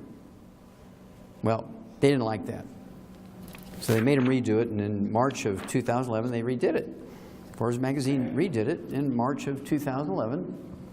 And they said there's still not been a billionaire that lived to be 100, but the average lifespan did change. It went from 78 in 2004 to 66 in 2011. They lost 12 years of average lifespan following the doctor's instructions. Now, the peak of American longevity occurred 20 years ago and has been dropping at an ever-accelerating rate since then. Women used to live 10 years longer than men. Well, now it's only 3 years longer than men. They're predicting within another 10 years, women and men will die at the same age on the average. Now, what's going on here? That's because baby boomers have depended on technology. They weren't getting the nutrition, and it's starting to show up now. Now, here's a guy, intelligent as you can get, iPod, iPad, iPhone. This guy was a genius in marketing. He was a genius in electronics and computers. I mean, you got to give this guy credit. But when it came to health, he was an idiot. He dies at 56, 10 years before the average lifespan of the average billionaire. So what happened here? Well, when you're a billionaire, you can afford the best personal trainer, the best food, the best chef, cooks the way the doctor wants them to cook. You can get all the organics you want. I mean, you can get the best health care plans. You can hire the most expensive, maybe not the best doctors, but certainly the most expensive doctors. If there's a health thing you need someplace, you can send your plane and your pilot to go get it. You can have them take you someplace. If you take out the billionaires by themselves and look at them as a separate demographic, they should be the healthiest and longest lived people in America, shouldn't they? If money meant anything for health, don't you think? Yeah. Okay. So, why is it he died at 56? Because he was a he was a vegan. How many of you knew he was a vegan? He was a vegan. He was an unsupplemented vegan. Didn't supplement because he got the very best organic food. He was a vegan. Unsupplemented vegan because he got the very best. And his chef made him the very best organic vegetables, stir-fried in extra virgin olive oil. And as a result, from all the free radicals, he got pancreatic cancer. Now here came the juncture in the road. He should have gone to the Nicoyan Peninsula in Costa Rica and Central America because that's where the longest lived people on Earth live. The people who live the longest on Earth live in the Nicoyan Peninsula on the Pacific coast of Costa Rica. There's no doubt about it. They outlive everybody about 10 years. So he should have gone there and found the oldest of old persons, great-great-great-great-great-great-grandma, and said, great-great-great-great-great-great-grandma, I want you to feed me like you've been eating. I want you to give me the herbs you would give somebody with really advanced cancer, and he'd still be alive today if he did. But instead, he went to the most decorated, the most heralded research cancer doctor. Bam! He was dead. As sure as they shot him in the head, they killed him. And now you know, as Paul Harvey would say, the rest of the story. Now, how many of you think that exercise is good for you? Raise your hand. Whether you believe it or not, how many of you heard that exercise is good? Let me rephrase it. Okay, I think everybody's heard that exercise is good for you. Well, exercise is one of the most dangerous enterprises you can be involved in. Exercise kills more Americans than terrorists. When you exercise, you sweat, don't you? When you exercise, you sweat. When you do physical work, you're throwing bales of hay, you're on a roof roofing, you're a carpenter, you're a plumber, you're working in a steel mill and all the blast furnace and heat, you're sweating, right? And people who love you want to take care of you. See, they know you're sweating in your exercise, or even Pee Wee League, or Pop Warner leagues. All these little bitty kids out there exercising, men, women, doesn't matter, gender, age. And you say, look, honey, I want you to take plenty of what? Water, so you can rehydrate, and that's what kills you. This is what kills you!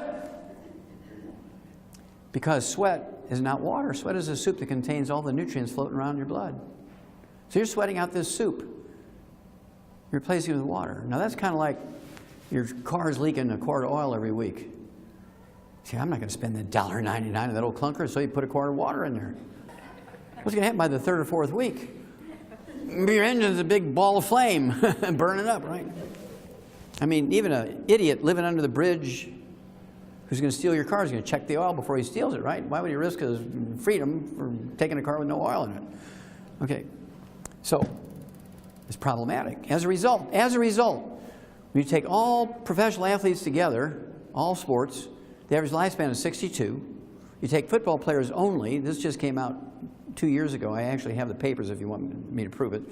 The average lifespan of professional football players is 51. And with the exception of 3 black guys from the old Negro Baseball League days back in the 1920s, there's never been a professional athlete ever lived to be 100. There's never been a billionaire lived to be 100. So all the things that you think of as being important for health and longevity aren't real. I speak for hours on athletics. I deal with professional teams and Olympic teams and so on. But let me just show you this. You've all heard of ACL injuries and cartilage injuries and tendon injuries and muscle things. These guys get $10 million a game, and this is what happens to them. I mean, they're supposed to be the fit of the fittest. They're drinking water or Gatorade. If they're drinking Gatorade, they're 88 short. If they're drinking water, they're 100 short, 90 short. I want you to look at my left hand. My left hand is the nutritional reserves in the body. And here you are, you're sweating, working out, whatever you're doing, you're sweating, and you're drinking water. What's happening to your nutritional reserves? They're going down because you're replacing soup with water, right? You reach a point at which your tendons can't maintain themselves and they break down. You go a little farther, your cartilage starts shredding. Go a little farther, you get diabetes and heart disease. Go a little farther, bam, you're dead. And now again, you know the rest of the story. I love water. We sell water. But I put a lot of things in it.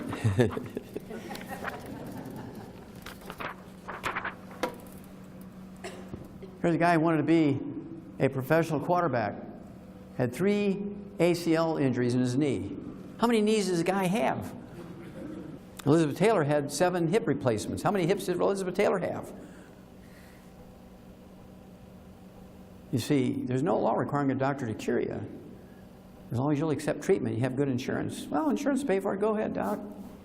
So, to make a long story short, because of all the athletes we work with, we came out with I should tell you one other piece, and that is each year, according to the Center for Disease Control, 75,000 to 100,000 young people in America, 75,000 to 100,000 young people in America die each year while they're exercising, under age of 30.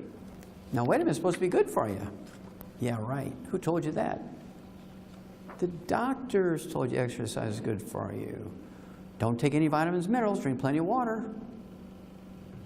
And so we came up with a sports drink called Rebound. It has 100 nutrients in it. So if you have somebody you love who's sweating in their labor or because they play sports, you need to get them on the Rebound. It has 100 nutrients in it. Let's look at doctors. U.S. News Report, February 2005. U.S. News World Report, rated America's most credible print news source. Special health issue. Who needs doctors? Your future physician might not be a medical doctor, you may be better off. Now, do you think that every MD in Apple Valley made sure this was in their waiting room when that came out? I don't think so. I think probably they sent out the Boy Scout troop there that they said, we'll give you $1,000. Just go collect all those magazines out of every store and shred them. Buy a lot of tents. Now, why did they do that? Well, they did that because they backed the doctors against the HMOs in the 1990s. How many remember that great battle between the HMOs and the doctors? The doctor said, we're the doctor here. We're supposed to be the ones to decide what treatment you get. Why would you want an accountant and an HMO deciding what treatment you get? That's because the accountant at the HMO knew the HMO could only be profitable if they cured you. They were going for the cure, and the doctors wanted to treat you for 25 years. And everybody went with the doctor. Everybody went with the doctor. You'd have been better off going with the HMOs because they wanted to cure you. The doctor didn't like that. Well, in my original audio cassette tape, April of 1993, I said it was a study based on a database of 200 doctors. I just grabbed a handful of Journal of the American Medical Association out of the medical library, added up the age of death of 200 doctors, divided by 200, I got 58. And why would you want to go to, in this audio cassette tape, why would you want to go to a group of people whose average lifespan is 58 to learn how to live to be 100 in a healthful way? It didn't make sense to me. Well, they didn't like that, so they did their own study, and they said, well, Wallach lied. The average lifespan of a family doctor or primary care physician is not 58 like Wallach claims, it's 56. Now, some of you will get the math pretty quick here. I said 58, they said 56. They were so eager to show that my statistics were wrong that they failed to appreciate that they're telling people that they died 2 years earlier than I said. So I do apologize for giving them too many years. So the information is still the same. Why would you go to a group of people whose average lifespan is 56 to learn how to live to be 100? This fellow here, Socrates, a great international soccer player, is also a cardiologist. He was a cardiologist. My wife loved this guy just because he's a good-looking young man. My wife's 70 years old. She said, I'm a cougar. So she thought this cute guy, you know, she thought he's just so cute. And I said, but honey, he's dead. Because he only drank water. I'm going to show you my favorite obituary. My favorite obituary is George Francis. Died at 112. He was the oldest man in America in December of 2008. He was an illiterate black fella from the swamps, Louisiana, so you already know where I'm going. Never went to kindergarten. As his daughter reading the newspaper to him, couldn't read. Never had a job where he got a paycheck with deductions in it. And so he never had any Social Security, never had any Medicare and Medicaid, never went to a doctor, using grandma's herbs, used wood for fuel, had a still, drank a lot of White Lightning, rolled his own cigarettes, that kind of stuff. Ate crawdads and, you know, fried catfish and sweet potatoes and onions, ate peppers like the Creoles. And he dies at 112 as the oldest man in America. Now, these guys who did this obituary are very smart. They said he lived through 19 U.S. presidents whose average lifespan is 75. Average lifespan of the U.S. president is 75 when you take out Jack Kennedy, assassinated 40-something, right? And they have at least one university degree. Unless they're a lawyer, they have two. They're cared for by medical doctors who have at least one university. Well, they actually have 2 university degrees, an undergraduate degree and a medical degree. And then if they're a specialist like me, they have 3, 4 degrees. Okay? And the average lifespan of the medical doctors, by their own statistics, who care for these presidents is 56, exactly half of George's age. So I want to know what George knew, right? So when he died, these authors asked his daughter, what did your daddy do to live to be 112? And she said, he broke all the rules of healthy eating. Well, who came up with the rules of healthy eating? Medical doctors who live to be 56. Says he broke all the rules of healthy eating with a diet heavy on dairy, eggs, and lard sandwiches, nothing but cholesterol and saturated fat. Hooah! Now, we laugh at that, but there's a message here. There's a message here. It's part of that book, Immortality. When you see what these people eat, you blow your mind. Just the opposite of what doctors say is good for you. And so, why did he live to be 112 eating eggs, dairy, and lard sandwiches? Because cholesterol and saturated fat is not bad. Remember I told you everything doctors told you about health is wrong?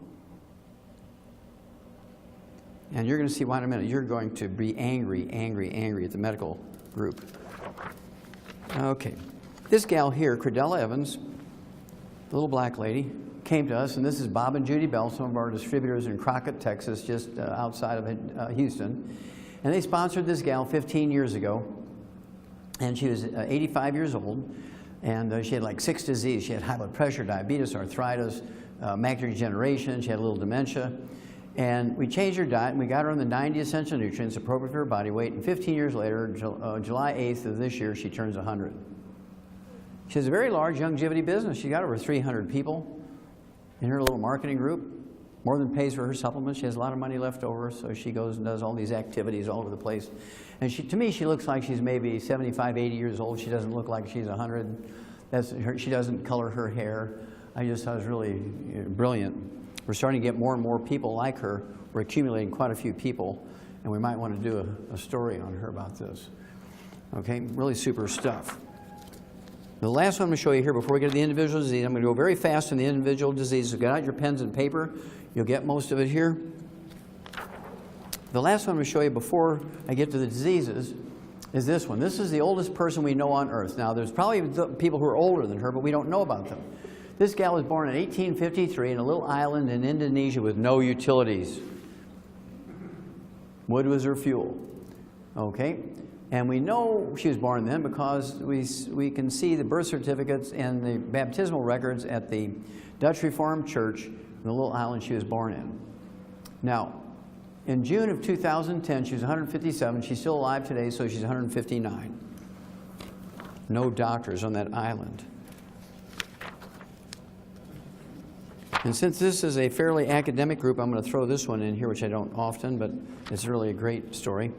When Linus Pauling got his first of 2 Nobel Prizes, the first Nobel Prize he got was for studying the nutrition of genes. Genes require nutrients to function. You take a gene, you throw it in a bucket of saline water and say, okay, gene, you're a good gene, go for it, make something. Make a protein. Gene just sits there like tar baby. Gene can't do nothing without nutrients. Needs raw material like a factory, right? You need raw materials, you need energy, you need employees, you need parts, and all this stuff. Well, genes are the same way. Genes are just a blueprint. Uh-oh. What did the genome do for us after we spent $1 trillion? Nothing! After 20 years of mapping out the genome, they still haven't cured the cold. They haven't cured anything. Because genes by themselves do nothing. They require 90 essential nutrients too. Ha ha. Interesting. This new science is called epigenetics. How many of you heard of the term epigenetics? Okay, a few of you. Good. Now, I've been involved in this for a long time. And this is where it's at, because genes will not work without nutrition. And what he said when he received his first Nobel Prize for doing research into the nutrition of genes and chromosomes and enzymes, he said, you can trace every sickness, every disease, and every ailment to a mineral deficiency. Whoa, that's heavy. That is heavy. Do you think the medical system liked him? No. They actually he should have got a 3rd Nobel Prize because he was the one that first proposed that the double helix was how the chromosomes and genes were laid out. He proposed it. He figured it out 20 years before Watson and Crick got their Nobel Prize for it. And they got their idea by reading his stuff. And he was cheated. He should have shared that Nobel Prize with them. But they took his passport away from him because the doctors insisted he was a communist. And he couldn't go to Europe and study with the gal by the name of Franklin, who was doing all the X-ray stuff to determine the double helix. And they didn't have email back then. Okay, now here we go. Get your pencil and paper out. We're going to run through about 6 or 8 of the main diseases very quickly here. This is going to be a revelation for you. And I can go fast because now you know more than doctors. You've now become the most dangerous people in America. Let's see, we have, what, about 60 or so people in here, and 57 people signed the Declaration of Independence and started the revolution against England, changed the world, those 57 people. You know, they committed their lives, their fortunes, and their sacred honor, those 57 people. It doesn't take much to win this battle, but we're going to have to be proactive. We can't hope and pray that the doctors are going to be the good guys here. We can't hope and pray.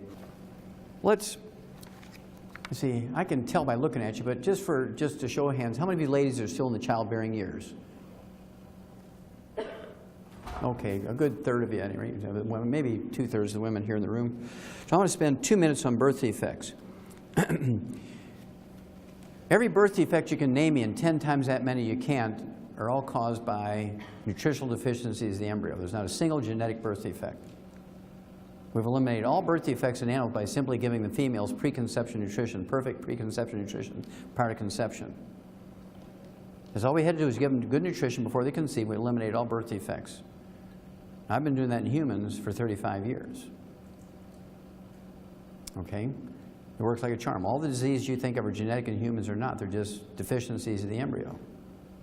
Now, do you know how many different specialties we'd wipe out if there wasn't another baby born with a birth defect? Oh my gosh. All these kids with special needs. All these different agencies raising money to find research for the cure. Ooh. We're going to look quickly at obesity because we're the #1 obese nation in the world. Why are we the #1 obese nation in the world? Because doctors and the government has no idea what causes it. And I'm here to tell you, I actually have a book out there called Hell's Kitchen. The subtitle is The Cause, Prevention, and Cure of Obesity. Nobody else can claim that they know that. Because if they did, we would be the #1 obese nation in the world. Okay? So, it's not a disease of excess. The reason why we're in such trouble with obesity is it's not a disease of excess, and that's how the government and the doctors treat it. It's a disease of excess. You need more exercise. You need less. But that's not what the problem is. It's a nutritional deficiency disease. Not a calorie deficiency, but a nutrition deficiency. And I'll show you that. I'll prove that to you in a second. Just show you that for remembrance, right? Remember that one. Now, according to experts, 70% of our kids under the age of 12 are overweight, and 40% of our kids under the age of 12 are obese, which is 30 pounds over their ideal weight for their height. And it has nothing to do with too much screen time, lack of exercise, or eating too much. It has nothing to do with any of that. It's a simple nutritional deficiency. But you see, doctors would rather give you a bone marrow transplant when you have iron deficiency anemia than iron. You understand? Well, we've got the technology. We've got to use the technology. Let's do lap banding. That'll fix it. Now, this is one of my favorite obesity slides. This looks at obesity in adults. In 1980, we only had 15% Americans obese. Between 1900 and 1980, it was like 12%, 15%, 12%, 15%. It never really rose above 15% for 80 years. Boy, in here it just started going up like crazy. By 2000, 20 years later, it doubled, more than doubled. What happened? Well, right here, they took all the fat out of our diet. It's hard to find fat. I mean, everything is no fat, low fat, or fat-free. And we're getting fat. Then, anybody here ever raise livestock? Anybody fatten cattle or sheep or pigs? Now, do you feed them ice cream and lard and eggs to fatten them up? Do you feed them whole grains to fatten them up, classically? And the answer is yes. You feed them whole grains. 99% of farmers feed their cattle and pigs and sheep and chickens whole grains to fatten them up.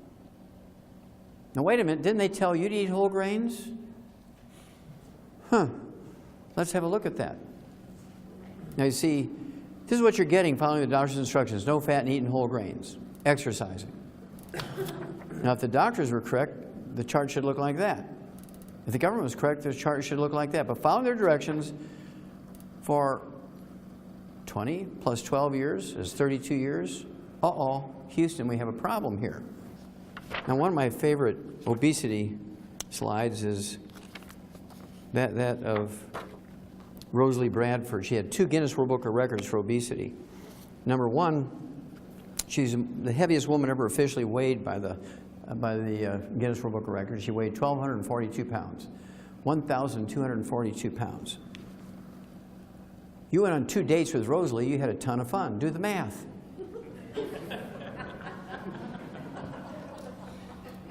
Now, she also had her second Guinness World Book of Records. She lost the most weight, 736 pounds, between 1987 and 1994. This is not lose 10, gain 5, lose 10, gain 5 or kind of thing. This is lose, lose, lose, lose, because they did a lap banding on her and they put her on a 500 calorie diet, and she, over those years, she lost 736 pounds. That's like 3 people. Okay? And then she died, because fat is not the problem. Fat is just a symptom, just like cholesterol is not the problem. Now, what does it tell you? In 1980, it was 15%. It's almost gone up 300%. So what's the problem here? That's because they've told you to get fat. Eat whole grains, exercise, don't take vitamins and minerals. Avoid fat, and you get fat. I mean, if you're not careful, you could wind up in Ruth's Chris Steakhouse as the meal instead of the eater. No end in sight for the obesity epidemic. Why is that? Because there's 80 million baby boomers come along who eat whole grains, exercise, and don't take vitamins and minerals. I'm going to give you 3 clues, and then I'm going to give you the answer. Don't forget the book, Hell's Kitchen. This gal here, Natalie Hayhurst from Terre Haute, Indiana, is driven to eat light bulbs. Now, they say it's a rare condition, but it's not a rare condition. This happens several million times a day in America. She prefers wood, paper products, cardboard, sticks. She likes rocks, dirt. She eats Diet Coke cans. She won't eat classic Coke cans, only Diet Coke cans. She's eaten little magnets out of shower curtains. She loves plastic bottles and toys. I think that's why McDonald's took the toy out of the Happy Meal. So what is this condition? Well, you can call it pica, the munchies. You can call it, that kind of stuff. But she has that condition because she's minerally deficient. Pregnant women get the same thing. They eat weird stuff. And pregnant women are classic for eating weird stuff. Back when your grandmother was out living out in the rural areas, she had pregnancy, she would out and eat dirt. Fortunately, there was no calories in dirt, right? How many ladies heard your grandma used to eat dirt when she was pregnant? Yeah, I mean, grandmas used to do that. We live in the 17th floor of an apartment building now in the inner city where there's no trees even. You start eating the Tootsie Rolls out of the kitty litter box because you're hungry for weird stuff when you're minerally deficient. If you own a cat with a kitty litter box, you know what I'm talking about. So I want you to get the book, Hell's Kitchen, because that's going to give you the details of when and how, and gives you the whole story of the electricity and how it made us fat. Loyola School of Medicine, Chicago. Oh, that's the Russian version again. Exercise won't cure obesity, because when you're exercising, you're sweating, you're replacing your sweat with water, you're sweating out of your minerals, and guess what? You get hungrier. If you're skinny, you stay skinny. If you're fat, you get fatter when you exercise. As a result, when they looked at that data, everybody agreed that they were correct. So it was a cover article in August of 2009, 8 months later, the myth about exercise, it won't make you lose weight. Anybody here ever raise horses or work with horses? Raise your hand. Okay, what do you call when a horse chews on the fence? Cribbing, very good. And how do you get rid of cribbing in a horse? You can shoot him in the head, that'll stop it, but I mean, what else can you do to get a horse to stop cribbing? What? Yeah, you give them a trace mineral salt block, or you give them bone meal or some minerals, and they'll stop within 3 to 5 days, they'll stop chewing on the fence. Well, those of you who've never seen cribbing, this is a stall in a barn in a horse and buggy Amish farm in Switzerland County, Indiana, in the southeastern corner of Indiana. Now, I don't even need to look at the horse or do tests on them. I just look at the rails in that stall in the barn. I can see that that horse is minerally deficient. Now, it's called cribbing in animals. It's called the munchies in humans. Now, it's socially unacceptable. It's socially unacceptable for your little kids to eat the neighbor's furniture when you visit. And that's where we developed the custom. That's where we developed the custom of taking and giving them cookies and drinks. They all have calories in it, so so we came up with a program that works every time. Obviously, you have to take the 90 essential nutrients per body weight, 1 healthy start pack for 100 pounds of body weight per month. And then if you're a diabetic, we like you to throw in, and you don't have to be a diabetic, but certainly a diabetic. You could also throw this in if you're not a diabetic.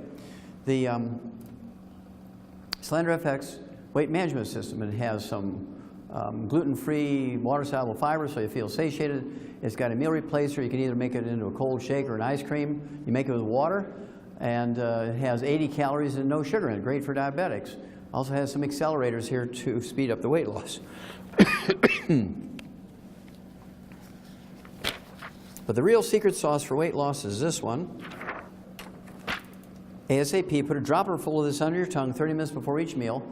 And this replaces the HCG diet. How many of you heard of the HCG diet? Okay. That requires injections. You got to do this whole thing with the doctor, right? Prescription stuff. Well, this is the raw material for your body to make your own HCG. You put this under your tongue 30 minutes before each meal, and you will lose weight and keep it off. ASAP, ASAP, as slim as possible, as soon as possible. I'll show you two examples, one boy, one girl. This is Jerry from Salt Lake City. He'd been with us for 12 years at this point, and he had a bread belly. Now, he'd been taking the 90 Essential Nutrients, didn't have any health problems, but he had a bread belly. How many of you heard of a beer belly? Raise your hand. Okay, sure. Well, a good German knows that beer is liquid bread. Every German knows that beer is liquid bread. Why? Because the ingredients in beer and the ingredients in bread are exactly the same. The only difference between bread and beer is one is fermented and the other one is baked. The same ingredients. Same ingredients, only baking and fermentation is just difference in preparation. It's the same stuff. So it shouldn't be too hard for you to understand how somebody who eats bread can get a bread belly, just like people who drink beer get a beer belly. All right? So all we added to his program, he took 2 healthy start packs. He drank to Rebound because he's a little bit of a farmer. His wife Judy loved to make bread. He had bread for breakfast, lunch, dinner, and bedtime snack. Make his wife happy. Support his wife's hobby of making bread, organically grown, multigrain, you know the drill. So we added the ASAP. 45 days he loses 50 pounds, primarily from his belly. Okay? Because this product will preferentially move your metabolism to preferentially burn belly fat. And you can do crunches, you can do all that kind of stuff. You can lose 50 pounds, you'll lose muscle before you lose belly fat. I see a lot of people shaking their heads, yes, right? If you've ever tried to lose belly fat, it's very difficult. But this stuff will do it. Now, I'll show you another one here. You already know this person, the little red-headed gal, Brandy, who introduced me. She's 5'2", and in this picture, she weighed 158 pounds. 1/3 of her body weight was fat. Okay, I apologize for this being out of focus, but this came off of her driver's license with a phone camera. But at any rate, so she's been with us for about 8 years at this point. And she's been using our products. So her husband is a heavy equipment driver, and he liked bread. So she made bread for him, and what was ever left over, she'd eat it, right? Rather than let it go away, she ate it. And so we put her on the Rebound because she was drinking 2 liters of Pepsi a day, only 5'2", 2 liters of Pepsi a day. And so we put her on Rebound instead of the Pepsi, and then she lost, I don't know, 20-something pounds, and she still needed to lose another 30, so she got on the ASAP, and in a month's time, she got down to 106 pounds, 158 to 106. Healthy Start Pack, Rebound, and ASAP. Now, that was, I think she got down to this 106 pounds in January of this year. She's still 106 pounds. You will keep your weight off as long as you're taking in the minerals appropriate for your body weight, because you don't have the munchies anymore. Everybody else, you can lose weight. There's a million different ways to lose weight, but you always gain it back because you haven't solved the problem of mineral deficiency. You get the picture? Okay, now I can move on here. Oh, also I should do this one here. I forgot. Tim's here. One of the guys who helped register tonight, Tim, he lost 44.5 pounds and 8 inches in waist in just 60 days on the program. He's been with us for a while, but the ASAP, and he's been able to keep it off. And he was telling me he was hiking up in the mountains, and because he lost that 45 pounds, he did pretty good. Okay, how many of you ever heard of Alzheimer's disease? Raise your hand. Okay, Alzheimer's disease is a physician-caused disease. Alzheimer's disease is a physician-caused disease. Didn't exist 40 years ago, even by another name. Today, it's the number 4 cause of death in Americans over the age of 65. So it goes from 0 40 years ago, now it's the number 4 cause of death. That's caused by physicians. I'll tell you how. What is Alzheimer's disease? Well, Alzheimer's disease is a going away of the myelin. It's the white matter of the brain. How many of you heard of myelin? Most of you younger people should know myelin is the white matter of the brain, insulation material. And when it goes away, the naked nerve fibers all tangle up. It's one of the diagnostic features of Alzheimer's disease. At autopsy, you get these nerve tangles. You've probably all read about nerve tangles. And This is caused by the myelin going away. Well, myelin makes up 75% of your brain weight. The gray matter of your brain, the thinking part, the memory part, the problem-solving part of your brain, it only makes up 2% of your brain weight. It's like 2 millimeters of this little covering of the white matter. The white matter makes up 75% of your brain weight. Well, this myelin, this white matter of the brain that makes up 75% of your brain weight, is 100% cholesterol. So you go on a cholesterol-restricted diet, you take cholesterol-lowering drugs, bam, you have Alzheimer's disease. Because you can't maintain the white matter in your brain anymore. You're giving up all the raw materials, you're taking drugs to drive your cholesterol down because doctors said it would make you live longer. Let's have a look. Alzheimer's, tidal wave feared. Why is that? There's 80 million baby boomers coming along. They all listen to doctors, lower their cholesterol with diet and drugs. This came out in 2009. Alzheimer's and a relentless upward trajectory. Kind of reminds me of that obesity chart. Following the doctor's instructions going this way. Why? Because numbers look particularly grim for baby boomers who follow the doctor's instructions. Exercise, drink plenty of water, don't eat fat, eat plenty of whole grains. Oh yeah, use oils instead of lard and dairy and eggs, like George Francis. Oh, you're going to see a lot of this kind of stuff now. A mother and son share the bonds of love, Alzheimer's disease, and the same doctor who lowered their cholesterol. Now, any Mormons in here tonight? Any Mormons? Any Mormons? Any Mormons? Oh, I'm disappointed. No Mormons. Okay. Any Seventh-day Adventists? Any? Okay. Now, the reason why I'm asking that question is 2004, Johns Hopkins School of Medicine came out with a wonderful study on Alzheimer's disease. They went to Cache County, Utah. And they chose Cache County, Utah. I mean, you could get 5,000 people for a study in Baltimore, Maryland, right? So why did they go all the way out to Cache County, Utah? Well, that's because in Cache County, Utah, they're extremely religious Mormons. They're almost like Orthodox Jewish people when it comes to their diet. They actually have a book called The Words of Wisdom, which supplements the Book of Mormon, and it tells them what to eat, what not to eat, right? And so all of these people in Cache County, Utah, the oldest living people in America, they live to be 87. Seventh-day Adventists live to be 85. The Mormons as a group live to be 85, but the Mormons in Cache County, Utah live to be 87. They're all farmers, very religious farmers with a background from Scotland. They all come just, all their culture comes from Scotland. So culture the same genetic pool, same diet, the same profession, live in the same county, same everything. Same diet. It was really a great study. I mean, it was like laboratory rats, right? It was just perfect. And what they do is take 5,000 of these people over the age of 65. They gave half of them a couple of vitamins. And the other half they gave a sugar pill. It was a blind study. Nobody knew who was getting what. Well, at the end of the study, those getting the vitamins reduced their risk of Alzheimer's disease by 78%. Those getting the sugar pill increased their Alzheimer's disease risk by 78%. But you have to remember, the diet was the basic thing, okay? Now, in the animal industry, we give them the perfect diet, very similar to the Mormon diet and the Jewish diet and the Seventh-day Adventist diet, but we also add all 90 essential nutrients. We eliminate Alzheimer's disease in animals by 100%. So now you know Alzheimer's disease is not genetic. There's no way it could be genetic if you can reduce the risk of Alzheimer's disease by 78% just by taking a couple of vitamins and a particular diet. It's not genetic in any way, shape, or form.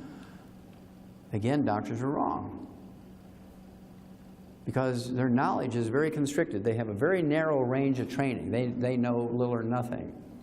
Every time they utter the word nutrition or give you nutritional advice, they should be put in jail as a felon.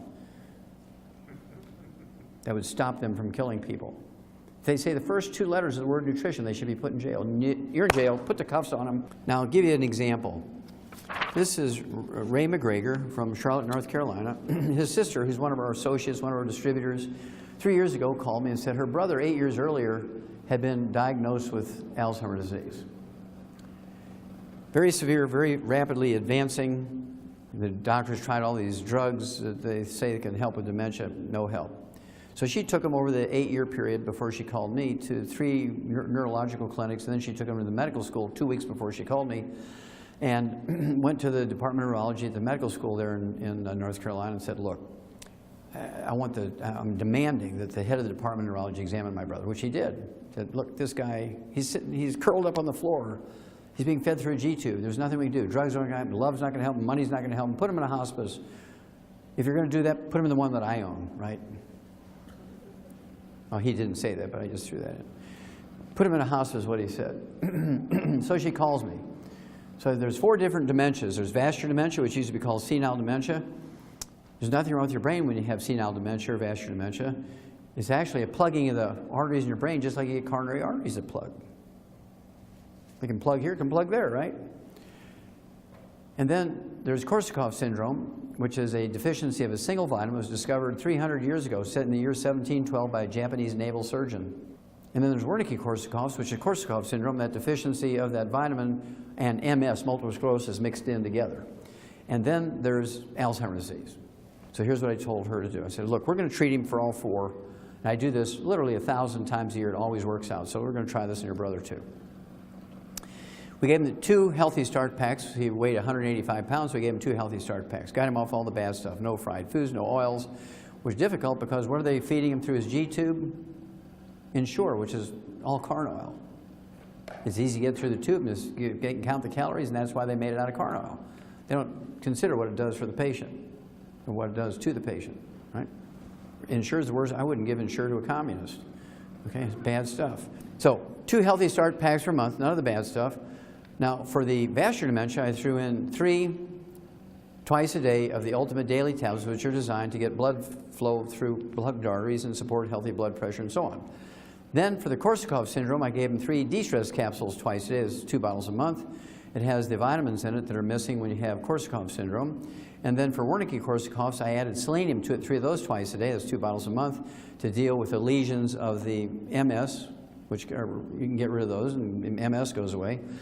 And then for the Alzheimer's disease, I threw in 12 eggs a day to rebuild the myelin in the brain, because the cholesterol's gone in his brain, so I've got to ramp up his cholesterol, give him 12 eggs a day, and 3 of our, what we call Smart FX 3 times a day, that's 3 bottles a month. Ultimate daily tablets, and then the last one is Smart FX, 3 of those, Get Smart, okay? 3 of those 3 times a day, that's 3 bottles a month, and that's the raw materials for your brain to make the neurotransmitters for memory.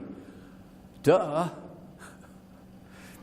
So she calls me in 2 weeks. I'm going to give you an exact quote of what she called me. Actually, it was a week. Okay, I'm going to give you the exact quote. She calls me on the radio, so I have the disc. I'm even going to quote the utterances she made. She calls me in 2 weeks and she says, "He's cured! Ha, ha, he's cured!" Now, Ray and his wife loved me because he was that close to death. Put him in a hospice, he'd have been dead in 2 weeks. Okay? Now, he didn't have Alzheimer's disease like all those doctors said. He had Korsakoff syndrome, which is curable in 2 weeks by giving him the vitamin. Remember, I hedged my bet and I treated him for all 4, and it paid off for Ray. I do this 1,000 times a year, maybe more than that, and I don't even know it. But those are the ones I know about. I do have to tell you that sugar aggravates the deficiency of that vitamin. Sugar aggravates the deficiency of that vitamin, so I thought this was kind of profound. Now, this came out in February of 2012, this year. High calories from sugar linked to mild memory loss in elderly. If you're deficient in that vitamin, you're taking lots of sugar, juices and fruit and molasses and honey and agave syrup and soft drinks and desserts and candy bars. Guess what? Pie and all. You're going to get dementia. But it's not Alzheimer's disease. It's this Korsakoff syndrome or Wernicke-Korsakoff syndrome. Sugar and oil is the worst possible thing you can give to anybody with a brain problem, particularly the elderly, right? The same formula works also on Parkinson's disease, MS, multiple sclerosis, as I already mentioned, and also Lou Gehrig's disease, ALS. Thousands of these people a year were able to reverse from their disease. Usually takes 60, 90 days. I'm very famous in Western Canada for this. Some very wealthy guys had Parkinson's disease, and we went back there 3 months after we got them going. Their wives were very, they made them stick to the thing. They ground up everything, put it with a turkey basing syringe to their G-tubes. Went back in 3 months. One of them is, he comes to all our meetings, and he's a very wealthy guy, and had put all his employees on our program. His name is David Dietrichs. He had all these patents for quick release and quick coupling tractor equipment. And he comes up to me and says, "Hi, Doc.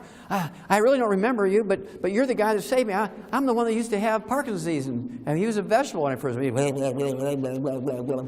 And now he's perfectly healthy in just 3 months. And he'd been getting worse and worse and worse for 12 years. You're very dangerous now, because now you know. Okay, arthritis. 98% of all arthritis is a simple mineral deficiency disease. Only 2% of arthritis is rheumatoid arthritis caused by an infection that's curable in 2 weeks. You can cure rheumatoid arthritis in 2 weeks with antibiotics. We've known that for 70 years.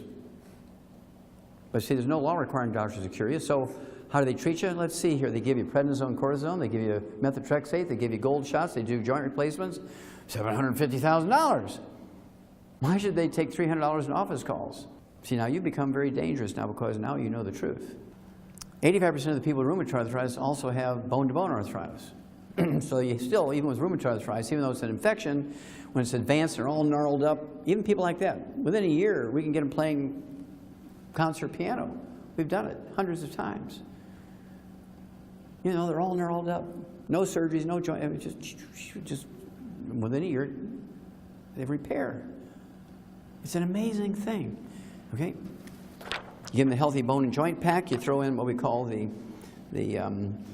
killer biotic, kind of like Geraldine's boyfriend, Killer. Some of you may recognize this fellow, Andy Young, from the old civil rights movement. This is 1991. I was a little porkier back then. Shed about 60 pounds since then. But Andy was scheduled to get a double knee replacement because he had bone-to-bone arthritis, 1991. Athletes told him about me, so he called me and said, "Can you help me?" I said, "Yeah," and he canceled his double knee replacement surgeries. And that was 21 years ago. He's never had to have any joint surgery, and he's perfectly healthy now in his 80s. He can outrun an 18-year-old and swims 5 miles a day. He's been on my program for 21 years. The coming epidemic of arthritis. Why is there a coming epidemic of arthritis? That's because there's 80 million baby boomers all who listen to doctors. Exercise is good for you. Drink plenty of water. Do not take any vitamins, minerals. You can overdose. Now, do you think they did that just because they were stupid? Or because they were protecting their trophy wife's lifestyle? This came out in September 2012. Soaring knee surgeries put a strain on costs. Why is that? Because there's 80 million baby boomers come along. And they all want knee surgeries because the doctors and insurance pay for it. Why would I want to pay $4 a day to rebuild my knee when insurance pays for surgery? Because when you do surgery on your right knee, what does that do for the other 71 joints in your body? Nothing! You take the healthy bone and joint pack, it supports and promotes maintenance and repair of all of them. Well, I better ask my doctor. I get that a lot. I better ask my doctor. You better hurry. He's 75 years and 11 and a half months old. He's only got 2 weeks left. Do not take those drugs, bisphosphates, Fosamax, and Boniva. They only reduce the rate of loss of brittle old bone. They do not build new bone, as doctors told you. That's why it's now 1-800-BAD-DRUG. Harvard Medical School, New England Journal of Medicine, 10 years ago, 2002. New England Journal of Medicine, they did a meta-study on 300,000 people that had joint replacement surgeries, knees, hips, shoulders. The reporters just use knee surgery because everybody knows about knee surgery. Knee surgery, AKA all joint surgeries for arthritis, are worthless. That's Harvard Medical School and the New England Journal of Medicine 10 years ago. But you go to any orthopedic surgeon and say, "Oh, I've got bone-to-bone arthritis, both knees, and all these other doctors want to do joint replacement." Well, I'll do a better job and give you a 10% discount. Do any of them say, "Hey, let's try the healthy bone and joint pack for 90 days here? Then we'll decide about surgery"? No, no, no, no. So what I want you to do is give Youngevity, give me 90 days. Do the healthy bone and joint pack. If you have any joint problems, I have to tell you, I'm 73 years old. I've been doing this for 64 years. I started when I was 9. I started taking, not the healthy bone and joint pack the way it is, but the 90 essential nutrients twice a day since I was 9 years old. Read the book, Dead Doctors Don't Lie. It tells you the story how I figured it out when I was 9. I figured I had a little help, right? No 9-year-old was going to figure it out then, so I must have had some help.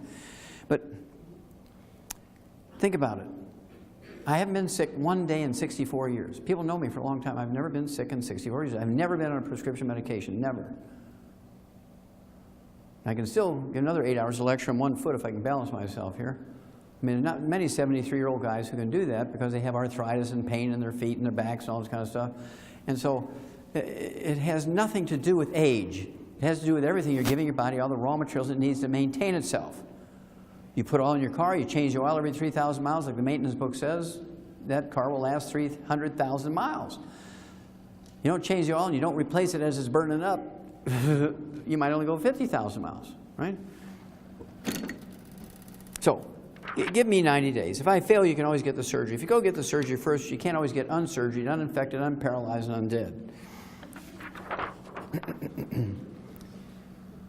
4 years later, the same group of doctors, same database,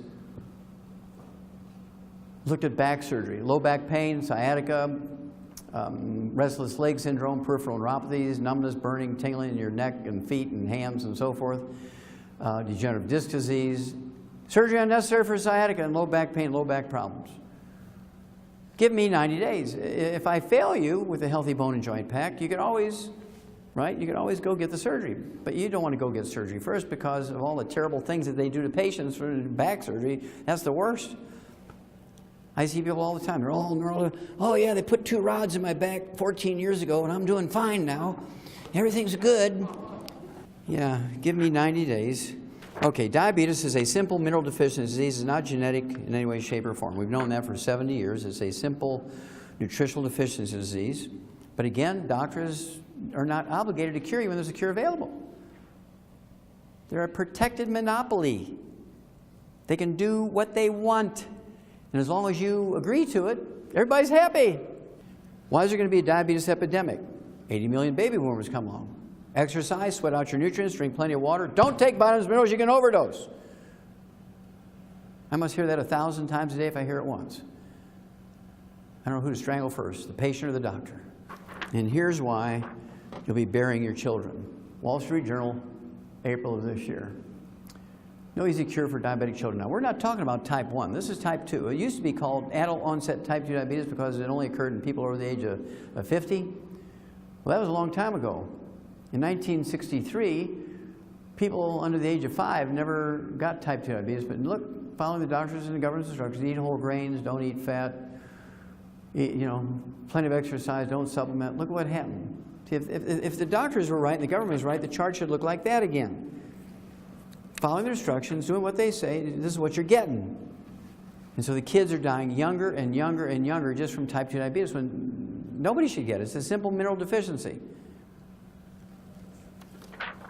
High blood sugar is not the disease. High blood sugar is just a symptom of the disease. Just like elevated blood cholesterol is a symptom of type 2 diabetes, it has nothing to do with the cause of the disease, high blood sugar. Do not get statin drugs because they increase your risk of diabetes, type 2 diabetes, by 50%. And this came out, in 2012, right? Just like the other one I showed you. I don't get all the easy ones. When I get people with diabetes, I usually get them with complications. Here's some gangrene of the foot. I see gangrene of the legs all the way up to the groin. And a good endocrinologist, he loves this. I mean, the toes are crystallizing. There's not much healthy flesh left. So they'll cut the foot off right there at the arch. If it goes up the leg, they'll cut the leg off in the middle of the thigh or up at the groin. Well, with our program, it usually takes 2 to 14 days to wean them off their medication. Now they're an ex-diabetic in 2 to 14 days. It happens like all the time. The longest it ever takes is 30, 60 days. But I'd say 80% of them are 2 to 14 days. If they do exactly as I say, they'll wean off their medication because we're giving them the mineral that's missing. But what about the complications? What about blindness? What about heart disease? What about gangrene? Well, it just all goes away. Usually 30 to 60 days. We do have to have one thing for gangrene. It's called the Ultimate Daily Tablets, just like for vascular dementia and coronary artery disease. For this, I would also add, in addition to the Healthy Blood Sugar Pack, which is the Healthy Starter Pack, and the Sweeties, appropriate for body weight. If they have complications of the heart, or eyes, or brain, or complications of the gangrene, I give them the Ultimate Daily to get the circulation going. Here's another one that shows they don't know anything. Diabetes cases may double by 2050, and perhaps even triple. Now, what does that tell you about their level of knowledge when it comes to the cause of these? They don't know nothing. All they're doing is tracking numbers and treating the same way over and over and over. I remember Albert Einstein. He He's a Nobel Prize winner, one of my favorites, and he said, many global things are unimpeachable. My favorite is, insanity is doing the same thing over and over and expecting a different result. He's the one that came up with that. What a beautiful global statement, right? And this just shows how stupid and insane they are. So again, the healthy blood sugar pack, and if they have complications, whatever is necessary to deal with the complications. Usually within 2 to 14 days, they're an ex-diabetic. So if it's not cholesterol that plugs the arteries, what is it? It's inflammation caused the arteries by eating fried foods and eating oils and processed meats with nitrates and nitrites. All the things that turn into trans fatty acids, even at room temperature. You go to a restaurant, well, we're very careful to ask, we want salad, but we want it dry. We don't want any dressing on it. You know, when I go to a restaurant, I have all my eggs poached. At home, I'll soft scramble my eggs in butter because I know I'm using butter. If I ask the cook in an IHOP or a Denny's to scramble my eggs in butter, you know what they're going to do? They're going to use honey that tastes like butter because it's cheaper. And they think they're doing me a favor because it's, you know, it's an oil or a margarine. I want to be like George Francis. It'll be 112, at least. Okay? So the secret killer is not cholesterol. How many of you heard of the Saturday Evening Post? See, young people don't even know it. I thought it was a dead magazine. Ted, I didn't even know it still existed. This is a May-June 2012 issue, cover article. Pill shocker, cholesterol meds may be useless. They left out 2 words. They should have said cholesterol meds may be useless and dangerous. Article's title was The Cholesterol Conundrum. One of the doctors interviewed for the information in that article said, everything you've heard about cholesterol and heart disease is wrong. Who told everybody that? Doctors. And then a summary of speaking to 12 different doctors. These authors of this article spoke to 12 different doctors who were primarily heads of the departments of cardiology at medical school, said, here's the summary, cholesterol levels are actually a fairly weak predictor of who will have a heart attack. What? What? Now this is just the opposite of what they said even 2 weeks before this article came out. Now I said this in '71, and they thought I was an idiot. Now they're saying what I said 41 years earlier. Okay? Cholesterol levels are actually a fairly weak predictor of who will have a heart attack, because that's true. Cholesterol has nothing to do with a heart attack. You saw this one earlier. Now this will mean something to you. Good cholesterol, not so beneficial. Higher HDL, high-density lipoproteins, the good cholesterol levels don't reduce heart attacks. Lower your cholesterol of any kind, good or bad, doesn't reduce heart attacks because none cause it. You spent $1 trillion a year for 50 years for nothing. You spent all that money and all that energy and all that consideration and eating stupidly, and you ranked 92nd in the world in healthfulness. 60th in longevity. That's what you got for following the doctor's instructions. All these illiterate people out there doing just the opposite of what doctors say, just because they're illiterate, live to be 112. Pediatricians want in on the largesse now. They want to get the kickbacks too, so they're going to start giving 8-year-olds statin drugs to lower their cholesterol, because they think if we lower the cholesterol levels in kids 8 years old, we'll prevent heart disease in adults. And what you're going to say is, no! Do not let them give your kids cholesterol-lowering drugs, because they will die before they're 20, and you will be standing at a gravesite burying your children. And the last thing I'm going to share with you is my favorite article on cholesterol. We'll talk about high blood pressure, and I'll be done.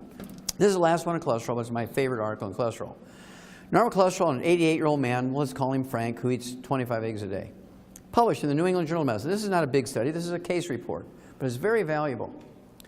This guy, Frank, goes in, 88 years old, for his annual physical. And Dr. Kern, who's a clinical doctor in the outpatient clinic at Harvard Medical School, which teaches young doctors how to be doctors, and that's scary. And Dr. Kern comes to Frank and says, look, you're in pretty good shape for 88 years old. Man, we couldn't find anything wrong with you. I'm going to reward you. I'm going to give you a prescription of Viagra. And so Frank stands up and kind of lifts up his belt, and throws his shoulders back and says, well, I'm pretty good in that area. I don't need no Viagra. So the doctor says, really? What do you do? What do you do to be good in that area? He says, well, I eat 25 eggs a day. And the doctor says, what? The doctor's having a heart attack. What? You eat 25 eggs a day? So the doctor runs back into the lab, and he reruns it himself. He couldn't believe the numbers. So he comes back and says, well, your blood cholesterol is 190 without medication. And why do you eat 25 eggs a day? He says, well, it makes me more studly.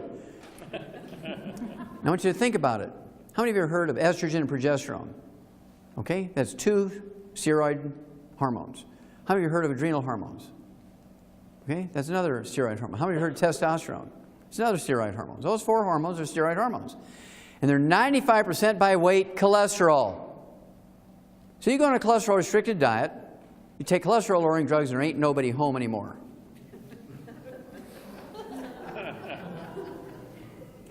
Okay? You have erectile dysfunction. That's why they have so many ads on TV after 10 o'clock at night. There's Bob selling Enzyte.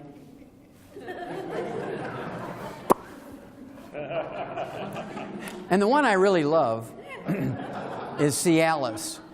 You know, this couple on the beach in the bathtubs? Now, their genetic line is going to die out. They're very stupid. You got to be in the same bathtub before there's the right moment. I mean, 2 slabs of cast iron in between, there ain't nothing going to happen. No matter how good your erection is, right? Now, so, eat 6 to 8 eggs a day. And, you know, Ted's and his wife Nasima and Brandy, they always eat with me a lot on the road. When I go to these places, I'll have a big steak. If it's breakfast time, I'll have 4 eggs that are poached with a big hamburger patty or breakfast steak. And you can see all the people in the place are eating their organic multigrain waffles looking at me. And they don't even know it. They're dead men walking. So you take your 90 essential nutrients. We actually have an aphrodisiac called Drive. It's a little capsule, and the main ingredient is an herb in it. It's an Asian herb called Harney goatweed. It's a great little herb called Drive. We add that to our, I'll tell you a couple of other things, a lot of fun. Okay, the stealth killer, high blood pressure, is a simple mineral deficiency. High blood pressure is not genetic in any way, shape, or form. Even in the black community, it's not genetic. Millions don't manage blood pressure. Well, that's because they're treating symptoms. They're not dealing with the cause. Cause is a mineral deficiency. Salt has nothing to do with high blood pressure. What's the first thing a good farmer or rancher puts out for his livestock in the pasture? A salt block or salt lick, right? There's nobody out in that pasture telling a cow she's limited to 1 lick a day, is there? I refuse to believe my human patients are dumber than a cow. Oh, also, if you're biblically orientated, it's kind of fun. God said, go forth and be a salt of the earth, right? I mean, it's in the Bible. And God is forever. Now, doctors say restrict salt and they live to be 56. I'm going with God. Big study. Uh-oh, Houston, we have a problem here. Low sodium intake could be riskier. That's because sodium is an essential nutrient. You cannot have nerve impulses without sodium. You can't move water around in your body without sodium. You can't make stomach acid without chloride. Chloride and sodium are probably the most common of all the mineral cofactors necessary for enzymes and genes to work. Uh-oh, Houston, we have a problem. Now, while this study was designed to deal with high blood pressure in the black community, because doctors convinced the black community that high blood pressure is genetic in them, this also is true for whites and blacks and yellows and reds and oranges and everybody, right? What they did was go from Loyola University in Chicago and Oxford University in London to Nigeria. They wanted to go up in the mountains of Nigeria and find some tribal guys that had normal blood pressure. They could take their blood samples and they make a vaccine come back, genetically engineered thing, inject it in every black man, woman, and child, and get rid of their high blood pressure that way. Well, they get out to Nigeria from Oxford University and Loyola University, and they find out that only 7% of the people living in the tribal areas of Nigeria have high blood pressure. 93% are normal. That freaked them out. So they go back to London, they go back to Chicago, and they start doing DNA tests looking for gene pools of people whose ancestors had originated from West Africa during the slave trading days in the 1600s, 1700s. They found lots of them. They started just simply screening by doing blood pressure. They found out that the people with the same genetic pool as West Africa, as the West Africans, 33% high blood pressure. So you know immediately it's not genetic because your position on Earth doesn't dictate or change how a genetic disease will manifest itself. If you have a genetic disease here, you know, in Minneapolis, you're going to have it in London, you're going to have it in Cape Town, South Africa, you're going to have it in Auckland, New Zealand. It doesn't matter where you're on Earth, the genetic disease can be the same. So when there's a 5 times difference here between where you live, you know it's not genetic. Well, they didn't like that. So they gathered up more blood samples from Nigeria, more blood samples from all over the world, from people who had originated from Nigeria, their ancestors, during the slave trading days. And they got in the geneticists, and they got in the cardiologists, and the blood pressure people, and all this stuff, and they studied for 6 years. And in 2005, January 2005, they came out with the final results of the study. Remember, doctors want you to believe that it's genetic. This is published in the British Medical Journal, which is their version of the Journal of the American Medical Association, very well respected around the world. And here's what they said. Hold on to your hats. High blood pressure in blacks, not genetic. High blood pressure in white's not genetic. High blood pressure in yellow's not genetic. High blood pressure in red's not genetic. It's not genetic in anybody. It's a simple mineral deficiency disease. Now, how many of you in this room, particularly the black individuals in this room, how many of you had your doctor send you an email in 2005 saying, praise God, we just learned that high blood pressure in black's not genetic. You just take the Healthy Start Pack and the Ultimate Daily Tablets, blood pressure goes away in a couple of weeks. Hallelujah! Anybody get that? I speak to black churches all the time. They've never heard of that. You know how many black men have died in the last 7 years because they didn't get the information? Over 100,000 from a high blood pressure stroke. Somebody needs to go to jail.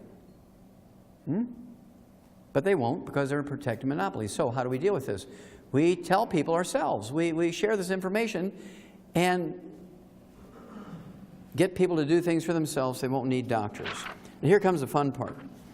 In August of 2003, in the Journal of the American Medical Association, of all things, JAMA, the Journal of the American Medical Association, in August of 2003, there was a big article in there about an herb that lowers blood pressure. It has flavonols in it. It's called dark chocolate. Not milk chocolate, not Hershey's bars, but dark chocolate has a substance in it called flavonols, which lowers blood pressure. Now, it doesn't solve the problem of the mineral deficiency, but it will act like a plant medicine. Herbs are plant medicines. It'll lower your blood pressure so you don't have a stroke until you're taking enough minerals for you to eliminate it permanently, right? But I just keep taking it because I like it. My blood pressure, I'm 73 years old. My blood pressure is 121 over 71. My pulse is 43. It does spike when I get angry. It'll spike up to 45 when I get angry. When I was wrestling for the University of Missouri, my wrestling pulse was 38, and the doctors were always freaking out, but I could always outrun them, outwhip them, and all this, that, and the other, right? And in addition, dark chocolate has another substance. It's a fun substance called PEAs, phenylethylamines. How many of you have heard of phenylethylamines? Okay, this is the reason why we give chocolate on Valentine's Day, is the phenylethylamines. Now, the Spanish, they didn't know the name of the chemical, but they knew there was something special about dark chocolate. So in 1523, they took it to Europe and started giving it away on Valentine's Day. The whole purpose of dark chocolate was to seduce the woman with dark chocolate. PEAs, phenylethylamines, are the love chemical. They're an aphrodisiac, right? It's really great stuff, but it's got to be dark chocolate. So, in that year, 2003, we came out with a product called Cocogevity. And Cocogevity has flavonols in it, will lower your blood pressure, but it's also loaded with PEAs. It always works, guys. So, when Valentine's comes up, and it's coming up in a couple of months, don't give chocolates, give Cocogevity and reap the awards. Reap the rewards, I guess. Okay. If you like pieces of chocolate rather than the liquids, I like the liquid. I add it to my coffee. We own a coffee company called Java Fit, and it made us publicly traded. One of the things we do, if you, I don't take anything from the company, even though I started the company. I don't take anything from it. I give it all back to you guys. You know, if you help other people, the more people you help, the bigger your check gets. This gets good. Okay. Anyway, triple treat chocolate. Triple treat chocolate. Triple treat chocolate. Why is it called triple treat? Because it lowers blood pressure.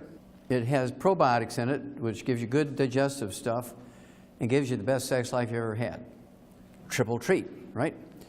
Because it has flavonols in it to lower blood pressure, but it also has PEAs in it, phenylethylamines.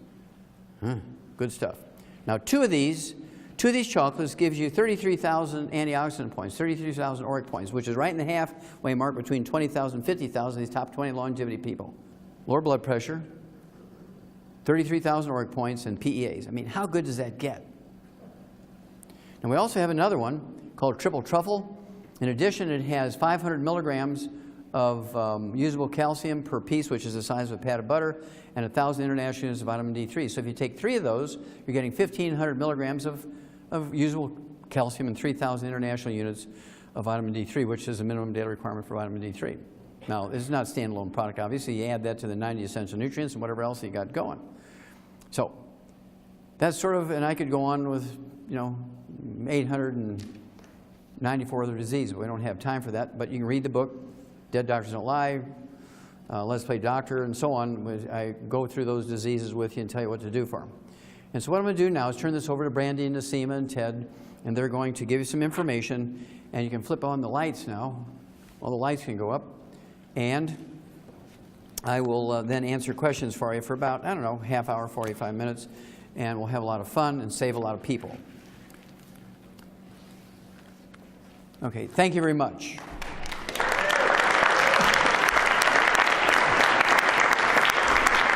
Hooah!